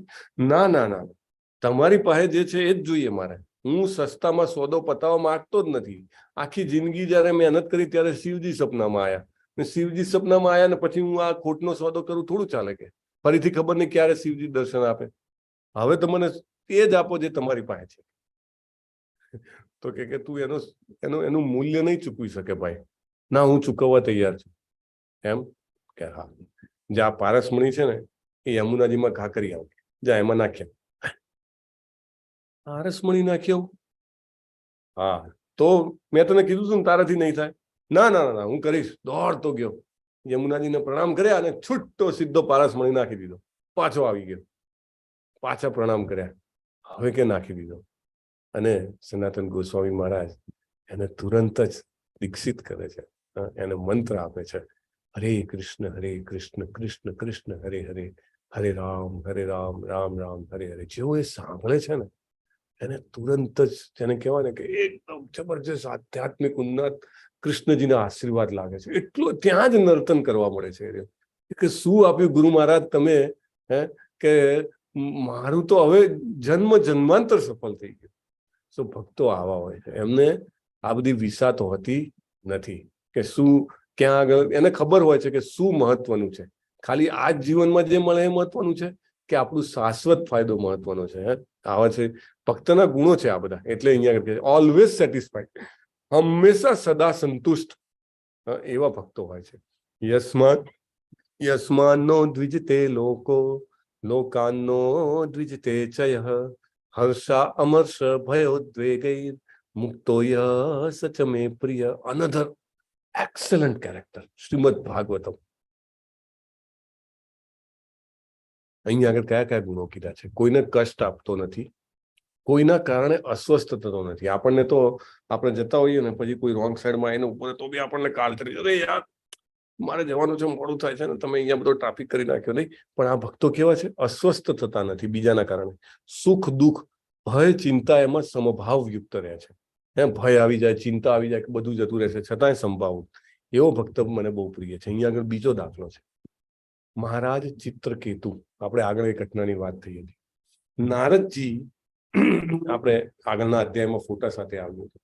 તો નારદજી જે છે એ જયારે ચિત્રકેતુ મહારાજનો પુત્ર મૃત્યુ પામે છે, અને ખબર છે 1000 રાણીઓ હોય છે, અને પછી એમને દીક્ષિત કરે છે, અને એ નારદજીના ગાઈડન્સમાં તપ કરે છે, અને ભગવાન પ્રસન્ન થાય છે. પણ એનામાં થોડી ઈચ્છા રહી ગઈ હોય છે કે હજી મારે થોડું ભોગવવું છે. એટલે ભગવાન એને ઉચ્ચતર લોકમાં પ્રમોટ કરે છે. એ લોકને કહેવાય છે વિદ્યાધર લોક.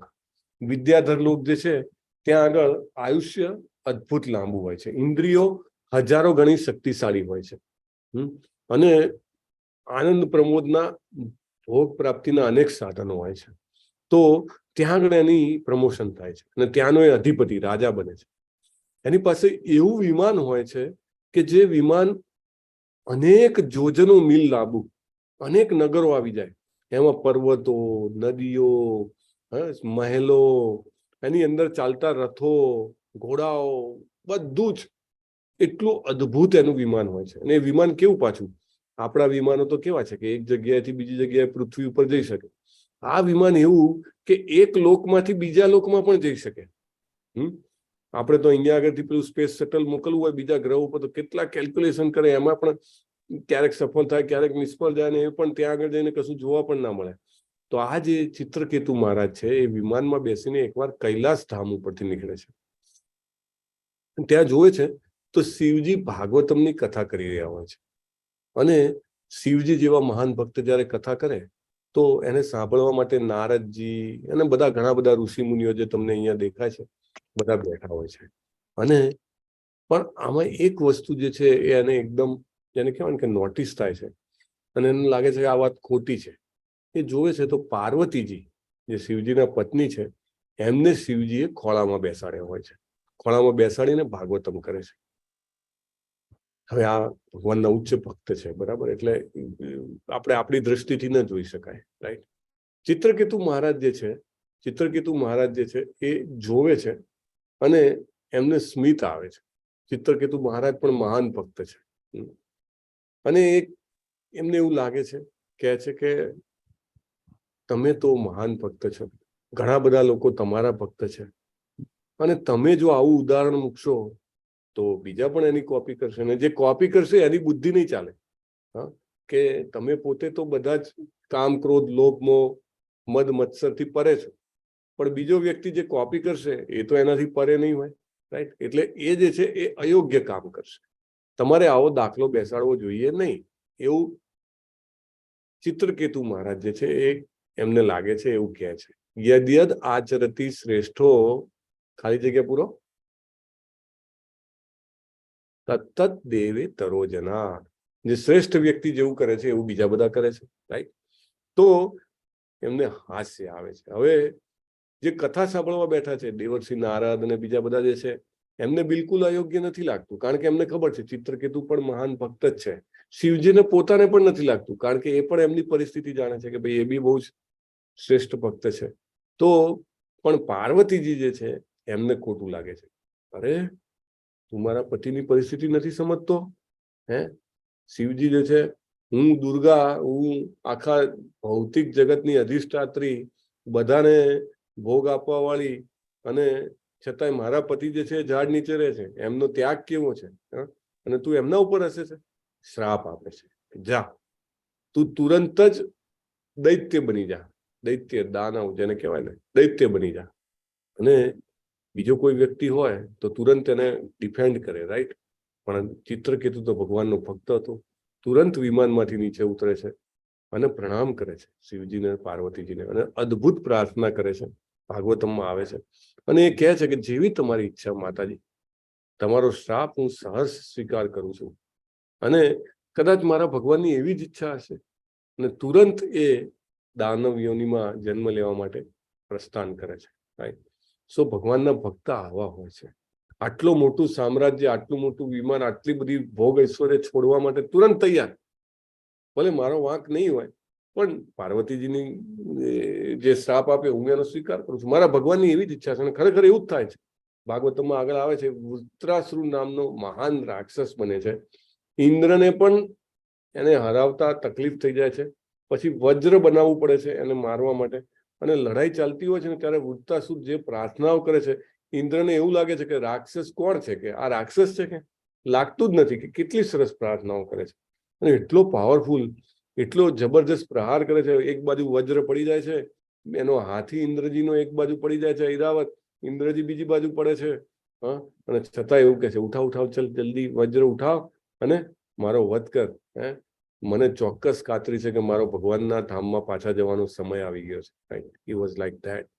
સો ભગવાનના ભક્તો જે છે, જ્યારે કષ્ટ પડે અથવા બીજા તરફથી કંઈક હાનિ પહોંચાડવામાં આવે ત્યારે પણ અસ્વસ્થ થતા નથી. This is the quality. અનપેક્ષ સુચિર દક્ષ, ઉદાસીનો ગતવ્યથ, સર્વારંભ પરિત્યાગી, યો મદ ભક્ત સમે પ્રિય. અનપેક્ષ એટલે કે બીજા કોઈ અપેક્ષા ન રાખે, પવિત્ર હોય, નિપુણ હોય. શુચિ એટલે પવિત્ર. પવિત્ર રહેવું એટલે શું? તો કે મનનું, અંદરનું અને બહારની બંનેની સ્વચ્છતા. તો બહારની સ્વચ્છતા માટે શું કરવું પડે? તો સ્નાન કરવું પડે, એટલીસ્ટ 1 ટાઈમ. પણ જો 2 વાર કે 3 વાર સ્નાન થાય તો બેસ્ટ, રાઈટ? ચોક્કસ તમે ઘણી વાર પ્રફુલ્લિત અનુભવ નથી કરતા? હા, ઘણા લોકો ઘણા વખતે એવું કહે કે ભાઈ ઠંડી બહુ છે, નથી નાવું. ના, એવું નહીં, નાવું જ જોઈએ ચોક્કસ. મનની શુદ્ધિ શેનાથી થાય? હરે કૃષ્ણ મહામંત્રથી થાય.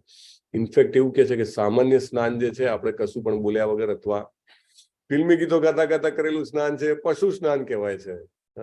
અને હરે કૃષ્ણ કૃષ્ણ કૃષ્ણ હરે હરે, હરે રામ રામ રામ હરે હરે, ભગવાનનું નામ લેતા લેતા, અથવા તો ગંગાજી નાયા, જમુના નાયા, સરસ્વતી, ગોદાવરી, કાવેરી, નર્મદા, તાપી, સિંધુ, બ્રહ્મપુત્ર, એ બધાનું નામ લેતા લેતા, જે આ બધી પવિત્ર નદીઓનું નામ લેતા લેતા નાહવાથી જેને કહેવાય આપણું દૈવ સ્નાન થાય છે. સાચું સ્નાન, પવિત્રીકરણ એનાથી થાય છે. નાતા નાતા હંમેશા ભગવાનનું નામ અથવા તો હર હર ગંગે, ગંગાજીનું આહવાન કરવું જોઈએ, રાઈટ? એનીવે, તો શુચિ, ભગવાનના ભક્તો કેવા હોય છે? પવિત્ર હોય છે. અને દક્ષ, દક્ષ એટલે નિપુણ હોય, એકદમ કામ કરે, પરફેક્ટ કામ, પરફેક્ટ કરવાનું. એવું નહીં કે ચાલશે. જે કંઈ પણ સેવા કરો તમે, દાખલા તરીકે સાંભળવાની સેવા કરો તો પરફેક્ટ, કેમ ઘણા બધા અહીંયા આગળ આપણા જૂના પાર્ટિસિપન્ટ છે, ફટાક દઈને ખબર પડે, ફોટો દઈને કેનો ફોટો છે અથવા કઈ ઘટના છે, બધું જ દક્ષતાથી કર્યું હોય. સાંભળ્યું હોય ત્યારે સરસ મજાની નોટ બનાવી હોય, અથવા ક્લાસ દરમિયાન ના થાય તો ક્લાસ પછી પણ પેલું યુટ્યુબ પર જઈને આમ પોઝ કરે, પછી પાછું ઓન કરે, લખી નાખે, પોઝ કરે, ઓન કરે, લખી નાખે, પોઝ કરે. એવી સરસ નોટ હોય કે ઘણી વાર તો મારે પણ પોતે હું રિફર કરું તો એમ લાગે, ઓહો કેટલું સરસ નોંધેલું છે સમટાઈમ્સ. સો વેરી નાઇસ.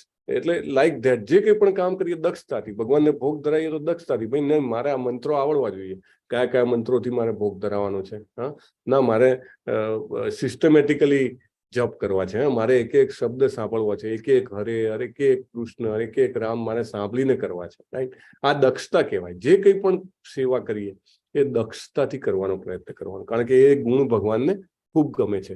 ઉદાસીનો એટલે ઉદાસ રહે ના, ઉદાસીનો એટલે કે ચિંતાથી રહિત રહે. ગતવ્યથ બધા પ્રકારના દુઃખોથી મુક્ત, કઈ દુઃખ જ નથી કે મારે. કેમ? કારણ કે પ્રભુપાદે પણ કીધું છે ચેન્ટ એન્ડ બી હેપી, રાઈટ? સુખી હોઈએ ને આપણે, સંતુષ્ટ હોઈએ ને તો આપણે સારી રીતે જપ કરી શકીએ, સારી રીતે આપણા ભાગે આવેલી સેવા કરી શકીએ.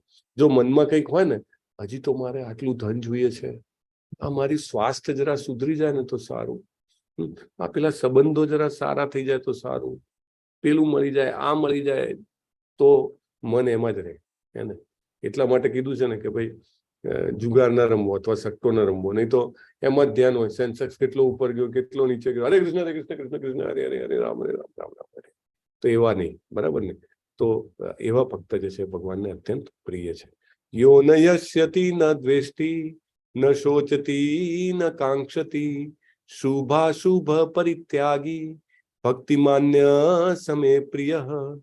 જે હર્ષ નથી પામતો કે શોક નથી કરતો, પશ્ચાતાપ નથી કરતો કે ઈચ્છતો નથી, શુભ અશુભમાં બંનેનો પરિત્યાગ કરે, તો આપણને લાગે શું પથ્થર થઈ જવાનું છે? ના. તમે જુઓ પ્રહલાદ મહારાજ ખુદ પોતાના પિતા જે આખા સમસ્ત વિશ્વના માલિક છે, એ પોતે એમનું પ્રાણ લેવા માટે પાછળ પડ્યા છે.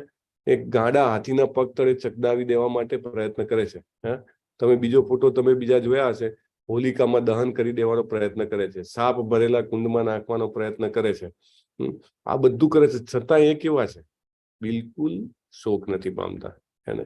કે મારા જીવનમાં કેમ આટલું કષ્ટ આવે છે એવું કેમ નહીં વિચારતા હોય?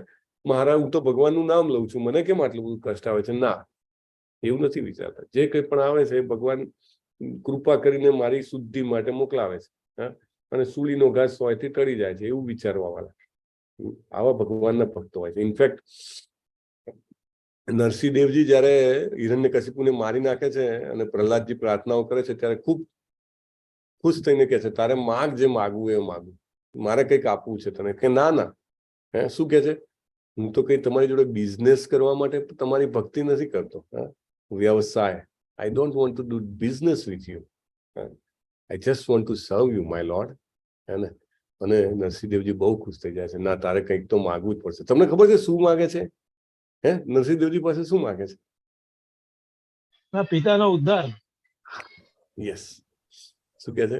મારા પિતાને, એને બહુ દાનવ હતા, પણ તમે એમની સદગતિ કરાવો. અને નરસિંહદેવજી કહે છે, અરે એ તો તારે માગવાનું જ ન હોય, તારી 21 પેઢીનો ઉદ્ધાર થઈ ગયો ભાઈ. માતાની બાજુની 7, પિતાની બાજુની 7 અને આવવાવાળી 7. જે વ્યક્તિ ભગવાનનો ભક્ત બને છે એની 21 પેઢી તરી જાય છે. How much blessings you are showering on your progeny as well as your ancestors, you do not know.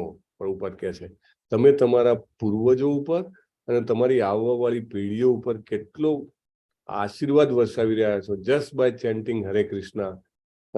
હરે કૃષ્ણનો જપ કરવાથી, ભગવાનને ભોગ ધરાવવાથી, ભગવદ્ ગીતા ભાગવતમનું અધ્યયન કરવાથી એની આપણને કલ્પના નથી કે આપણે કેટલો એમનો ઉદ્ધાર કરી રહ્યા છીએ. Anyway, let's move forward. Wonderful.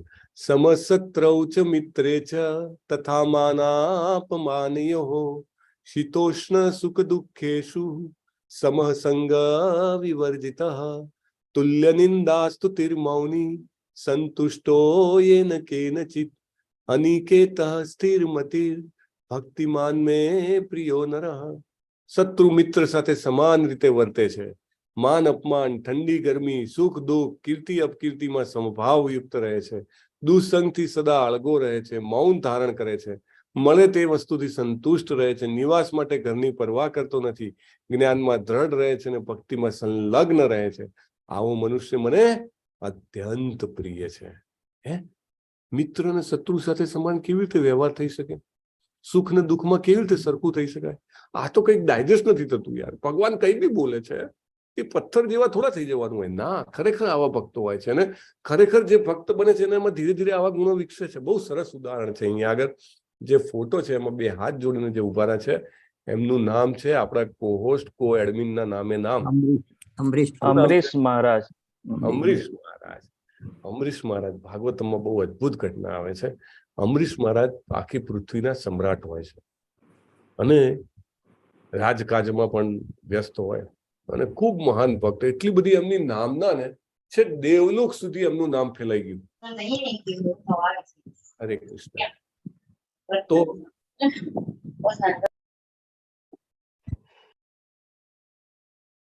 દેવલોક સુધી નામ ફેલાઈ ગયું કે આમના જેવા કોઈ ભક્ત નથી. હવે દુર્વાસા મુનિને બહુ જ ક્રોધ થયો, ઈર્ષા થઈ કે ભાઈ તપ તો હું કરું છું, હું રહું છું જંગલમાં, કોઈ વસ્તુ ધન બન કશું રાખતો નથી, તો મારું જેટલું નામ નથી થતું એનાથી અનેક ગણું નામ આ અમરીશનું થાય છે. કે અમરીશ તો રાજપાટમાં રહે છે, કેટલા સુખ સાહેબીમાં રહે છે, કેટલું બધું ધન આનંદ પ્રમોદ ઇન્દ્રિય તૃપ્તિના સાધનોની વચ્ચે રહે છે, એનું તો કઈ નામ હોવું જોઈએ. હું બધાની સામે એનો પડદો ફાસ કરી દઈશ. શું કહેવાય એને, પેલું ઉઘાડો પાડી દઈશ. તો એક દિવસ પરીક્ષા લેવા પહોંચી જાય છે. દ્વાદશીના દિવસે, દ્વાદશી કાલે છે, દ્વાદશીના દિવસે આપણને સવારથી શું યાદ હોય છે? શું યાદ હોય છે? શું કરવાનું? ઉપવાસ કરવાનો.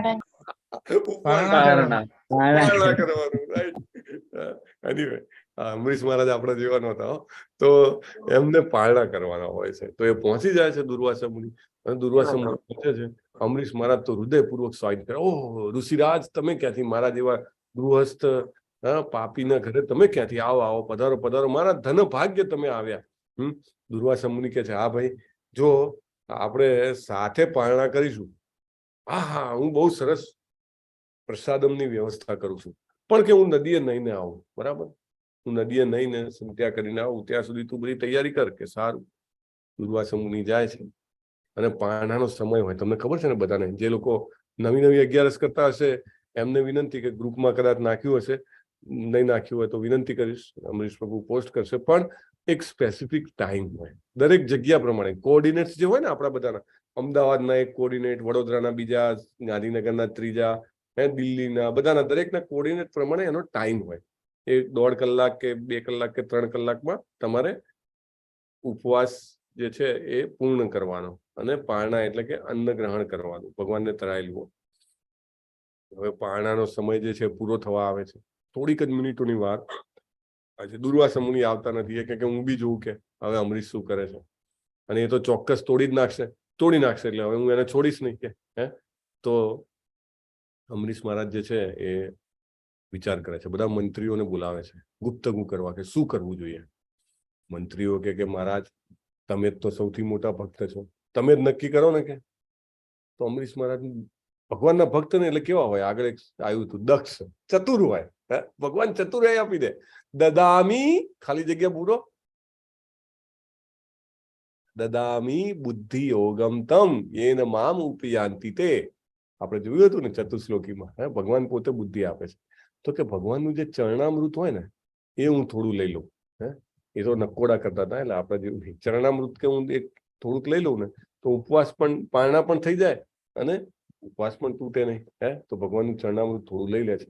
આ બાજુ દુર્વાસા મુનિને ખબર પડી જાય છે. એ તો આમ તો પાછા સિદ્ધ હોય છે ને, એટલે બધું આત્મસાત જ્ઞાન થઈ જાય. દોડતા આવ્યા, હાથમાં જેને કહેવાય ને આમ ત્રિશૂળ લઈને, અમરીશ કે તું તો પાખંડી છો, કે મારા જેવા ઋષિની પણ રાહ ના જોઈ તે, અને તે પારણા કરી લીધા, તું મૃત્યુદંડને પાત્ર છો. અમરીશ મહારાજ તો બે હાથ જોડીને ઉભા છે અને તુરંત એ પોતાનો ચટાનો વાળ તોડી દુર્વાસા મુનિ ધડામ દઈને જમીન પર નાખે છે અને એક રાક્ષસ ઉત્પન્ન થાય છે. રાક્ષસ જે તમને દેખાય છે ને અહીંયા આગળ અગ્નિવાળો, રાક્ષસને કહે છે કે તુરંત આ અમરીશનો વધ કરકે, એ આ પૃથ્વી ઉપર હવે એક ક્ષણ માટે પણ જીવવાને લાયક નથી. એને મોટામાં મોટો અતિથિનો અનાદર કર્યો છે તો એ તો મૃત્યુને પાત્ર છે. અને તમે જુઓ અમરીશ મહારાજ શત્રુ સાથે અથવા તો સુખ અને દુઃખમાં પણ સમાન, તુરંત જ બે હાથ જોડીને ભગવાનને યાદ કરે છે કે હે ભગવાન, હે શ્રી કૃષ્ણ, જો તમારી આ જ ઈચ્છા હોય કે મારે હવે દેહ ત્યજવાનો છે તો so be it, I am ready for it. એ રીતે ભગવાનને કહે છે હું મૃત્યુ માટે તૈયાર છું. તમને યાદ છે બીજું કોણે આવી રીતે મૃત્યુ સ્વીકાર્યું છે? કયું ઉદાહરણ છે? પરીક્ષિત મહારાજ. પરીક્ષિત મહારાજ, વેરી ઇમ્પોર્ટન્ટ. પરીક્ષિત મહારાજને જયારે 7 દિવસમાં મૃત્યુનું શ્રાપ મળે છે ત્યારે એમની પાસે શક્તિ હોય છે કે શ્રાપને ઉથાપી શકે, એટલા પાવરફુલ ભગવાનના ભક્તો હોય છે, પણ એ એમના પાવરનો ઉપયોગ નથી કરતા. So be it, if Krishna wishes I have to die within 7 days, so be it, I am ready for it. Right, આવા હોય છે ભગવાનના ભક્તો.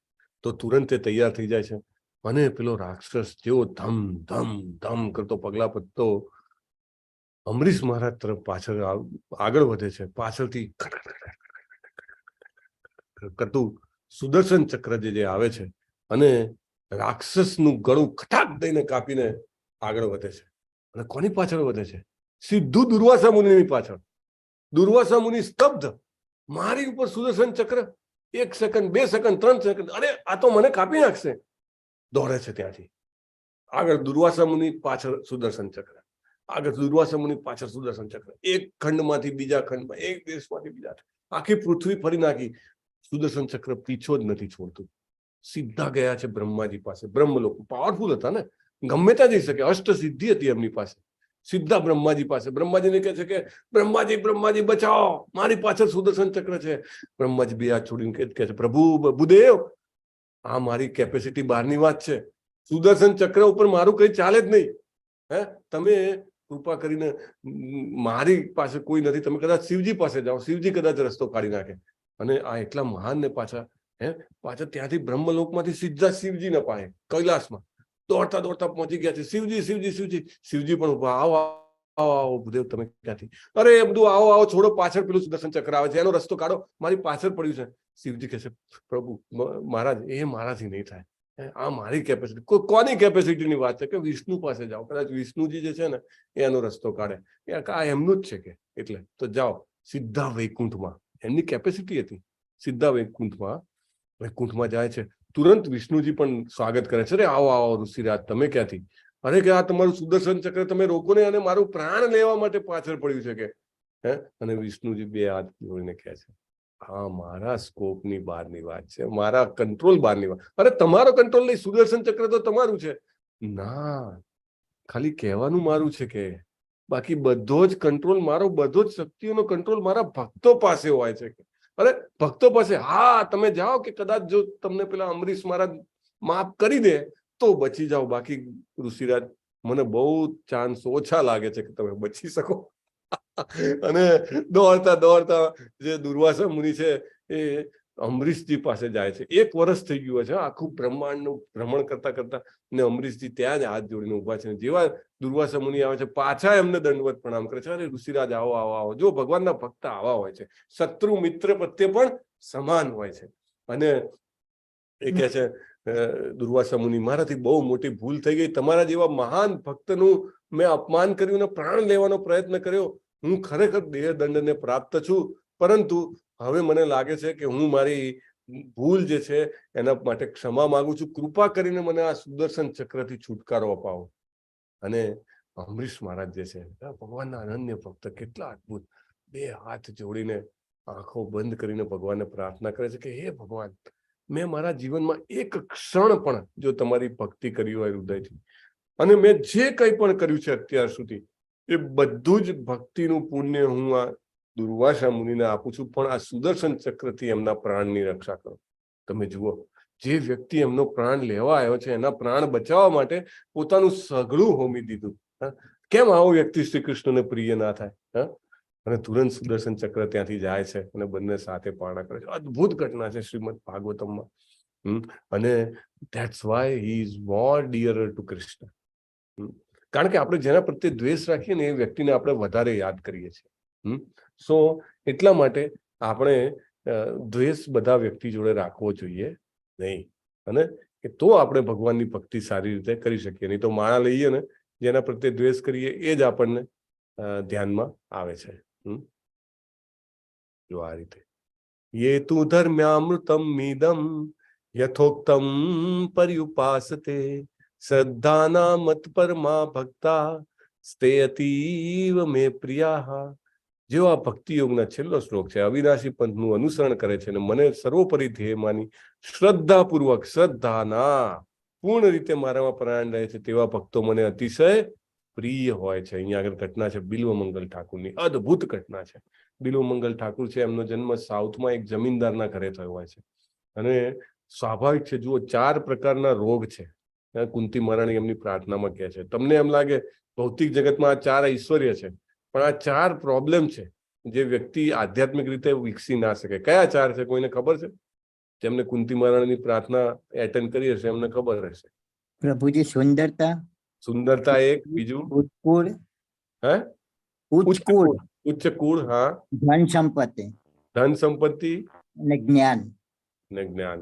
જ્ઞાન એટલે કે એકેડેમિક ડિગ્રીઓ અને બધું બહુ મેળવ્યું હોય. આ 4 વસ્તુ જેનામાં બહુ વધારે હોય ને, કે જેની સારા ખ્યાતિવાન કુટુંબમાં જન્મ થયો હોય, ખૂબ ધન સંપત્તિ હોય, ખૂબ સુંદર અને શક્તિશાળી હોય અને ખૂબ એકેડેમિકલી બહુ જ નોલેજેબલ હોય, તો એને ભગવાનની ભક્તિ મળતી નથી. તો એમનો કુટુંબ જમીનદારના કુટુંબમાં થયો હતો એમનો જન્મ. તો એમને એવા ખરાબ મિત્રો મળે છે, તો એના કારણે એ એક વેશ્યાના સંગમાં પડે છે. ચિંતામણી એનું નામ હોય છે. અને રોજે એને મળવા જાય સાંજે. એક દિવસ એના પિતાનું શ્રાદ્ધ હોય છે અને ઘનઘોર વરસાદ પડે છે. અને પેલા બ્રાહ્મણો શ્રાદ્ધ કરતા હોય છે અને કહે છે જલ્દી કરો, જલ્દી કરો, મારે જવાનું છે ચિંતામણીને મળવા. આખી શ્રાદ્ધ વિધિ જેમ તેમ પૂરી કરે છે. અને છેલ્લે છે ને, તમને ખ્યાલ હોય તો શ્રાદ્ધમાં ભગવાન વિષ્ણુને તમારે ભોગ ધરાવવાનો ને એનો પ્રસાદ ગ્રહણ કરવાનો. તો પ્રસાદ લેવા પણ ઉભો નથી રહેતો. એને બાંધી દો, હું ચિંતામણીના ઘરે જઈને રહીશ. અને એ લઈને ઉપડે છે ચિંતામણીને મળવા. જબરજસ્ત વરસાદ, નદી પાર કરીને રોજે નાવડીમાં બેસીને જતો હોય છે. એ દિવસે તો નદી ગાડી તૂર 2 કાંઠે હોય છે. કોઈ નાવડી વાળો તૈયાર નહીં આવવા માટે, તો પોતે જ ઝંપલાવે છે નદીમાં અને તરીને જવાનો પ્રયત્ન કરે છે. તો એક લાકડું મળી જાય છે. લાકડું પકડીને નદી પાર કરે છે અને પાર કરીને જોવે છે તો લાકડું નહીં, કોઈનું સબ હોય છે. અને પછી દોડતો જાય છે. તો આટલો બધો વરસાદ હતો એના કારણે ઘર પણ બંધ હોય છે. તેના ઘરમાં કૂદકો, એનો ફળિયામાં ફલાંગ મારીને પહોંચવા માટે એક દોરડું જોવે છે. દોરડું પકડીને ફલાંગ મારીને પહોંચે છે તો જોવે છે તો એ સાપ હોય છે. ખટખટાવે છે ને પેલી ચિંતામણી ખોલે છે. અરે, આવામાં પણ તમે આયા કે? યાર, કે તને ખબર નથી કે હું તો કે પેલું મૃતદેહને પકડીને ને સાપને ટેકો લઈને હું એવી રીતે અહીંયા સુધી પહોંચ્યો છું. એટલે ચિંતામણી કહે છે, જો આટલી જ આસક્તિ જેટલી તમે આ પંચ મહાભૂતના દેહમાં રાખી છે, એટલી જ આસક્તિ જો તમે શ્રી કૃષ્ણમાં રાખી હોત ને તો જન્મનો ઉદ્ધાર થઈ જાય. અને ઠક એમને તુરંત જ દેહમાં મનમાં લાગી આવે છે, ઓહ, આ વાત બહુ સાચી છે.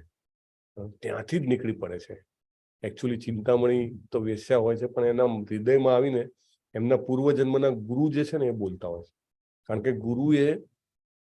ગુરુ અને શિષ્યનું સામસામે પ્રોમિસ હોય છે. શિષ્ય ગુરુના આદેશનું પાલન કરે આજીવન, છેલ્લા શ્વાસ સુધી. અને ગુરુ જે છે એવું પ્રોમિસ આપે કે જ્યાં સુધી તું ભગવત ધામ પાછો નહીં જાય ત્યાં સુધી દર વખતે હું તને પાછો લઈ જવા માટે આવીશ. અને એનીવે, તો એ ત્યાંથી નીકળે છે બિલ્વમંગલ ઠાકુર વૃંદાવન જવા માટે. હવે આખું જીવન કૃષ્ણજીની સેવામાં કાઢીશ. જતા હોય છે અને પાછળ પેલા જૂના સંસ્કારો થોડાક જાગૃત થાય છે. આગળ એક સુંદર સ્ત્રી જતી હોય છે તો એની પાછળ જાય છે. સુંદર સ્ત્રી જોવે છે કે મારી પાછળ આ મહાશય આવે છે, તો એ એના ઘરમાં જાય છે અને બહાર એના પતિ બેઠા હોય છે અને કહે છે કે આ પાછળ જે મહાશય આવે છે એ ક્યારનો મારો પીછો કરે છે. એટલે એ જયારે એના ઘર આગળ પહોંચે છે બિલ્વમંગલ ઠાકુર, ત્યારે એના પતિ એને રોકે છે કે તમે લાગો છો તો બહુ ભદ્ર કુટુંબના, કેમ મારી પત્નીનો પીછો કરો છો? એટલે એમને રિયલાઇઝ થાય છે, ઓહ હું તો વૃંદાવન જવા નીકળ્યો હતો ને આ ક્યાં પાછો અટવાઈ ગયો. એટલે કે કૃપા કરીને તમારા પત્નીને એકવાર બોલાવશો. એટલે કે હા બોલાવે છે. તો કે માતા તમારા વાલની પિન મને આપશો કે. કે હા કાઢીને આપી. ત્યાં ને ત્યાં આંખના ડોળા કાઢીને આપી દીધા. આ આંખો જે મારી અને કૃષ્ણની વચ્ચે આવે છે એ આંખો મારે જોઈએ જ નહીં. એક્સ્ટ્રીમ છે case. We can't copy that, but the important is to understand how much they are eager to worship Krishna. ત્યાંથી જાય છે વૃંદાવન અને વૃંદાવનમાં આવીને રોજ જે ભગવાનના અદ્ભુત ભજનો કરે છે. કૃષ્ણજી પોતે બાળ સ્વરૂપે આવીને એમના ભજનો સાંભળતા, હાથ પકડીને એમને લઈ જાય, રસ્તો પાર કરાવે અને ભજનો સાંભળે. 700 વર્ષ સુધી એ વૃંદાવનમાં રહ્યા. 700 years he lived. અને એમના બનાવેલા ભજનો આજે પણ પ્રભુપાદે આપણા ઇસ્કોનમાં કવર કરેલા છે. અને એ કહેતા મુક્તિ તો મારા પગની ઠોકરે છે, કે મોક્ષ પામીને ખાલી પેલા બ્રહ્મમાં પડી જવું એ તો મારા પગની ઠોકરે, મારે જોઈતું જ નથી, મારે તો કૃષ્ણની સેવા જ કરવી છે. સો ભગવાનના ભક્તો આવા હોય છે, સર્વોપરી ધ્યેય માનીને એમનામાં પરાયણ રહે છે. With that we complete chapter number 12. Will not stop chapter number 13 today. વાંછા કલ્પતરુભ્યશ્ચ કૃપા સિંધુભ્ય એવ ચ પતિતાનામ પાવનેભ્યો વૈષ્ણવેભ્યો નમો નમઃ. અનંત કોટી વૈષ્ણવ જય. શ્રીલા પ્રભુપાદ કી જય. ભગવદ ગીતા કી જય. હરે કૃષ્ણ હરે કૃષ્ણ કૃષ્ણ કૃષ્ણ હરે હરે હરે હરે રામ હરે રામ રામ રામ રામ હરે હરે હરે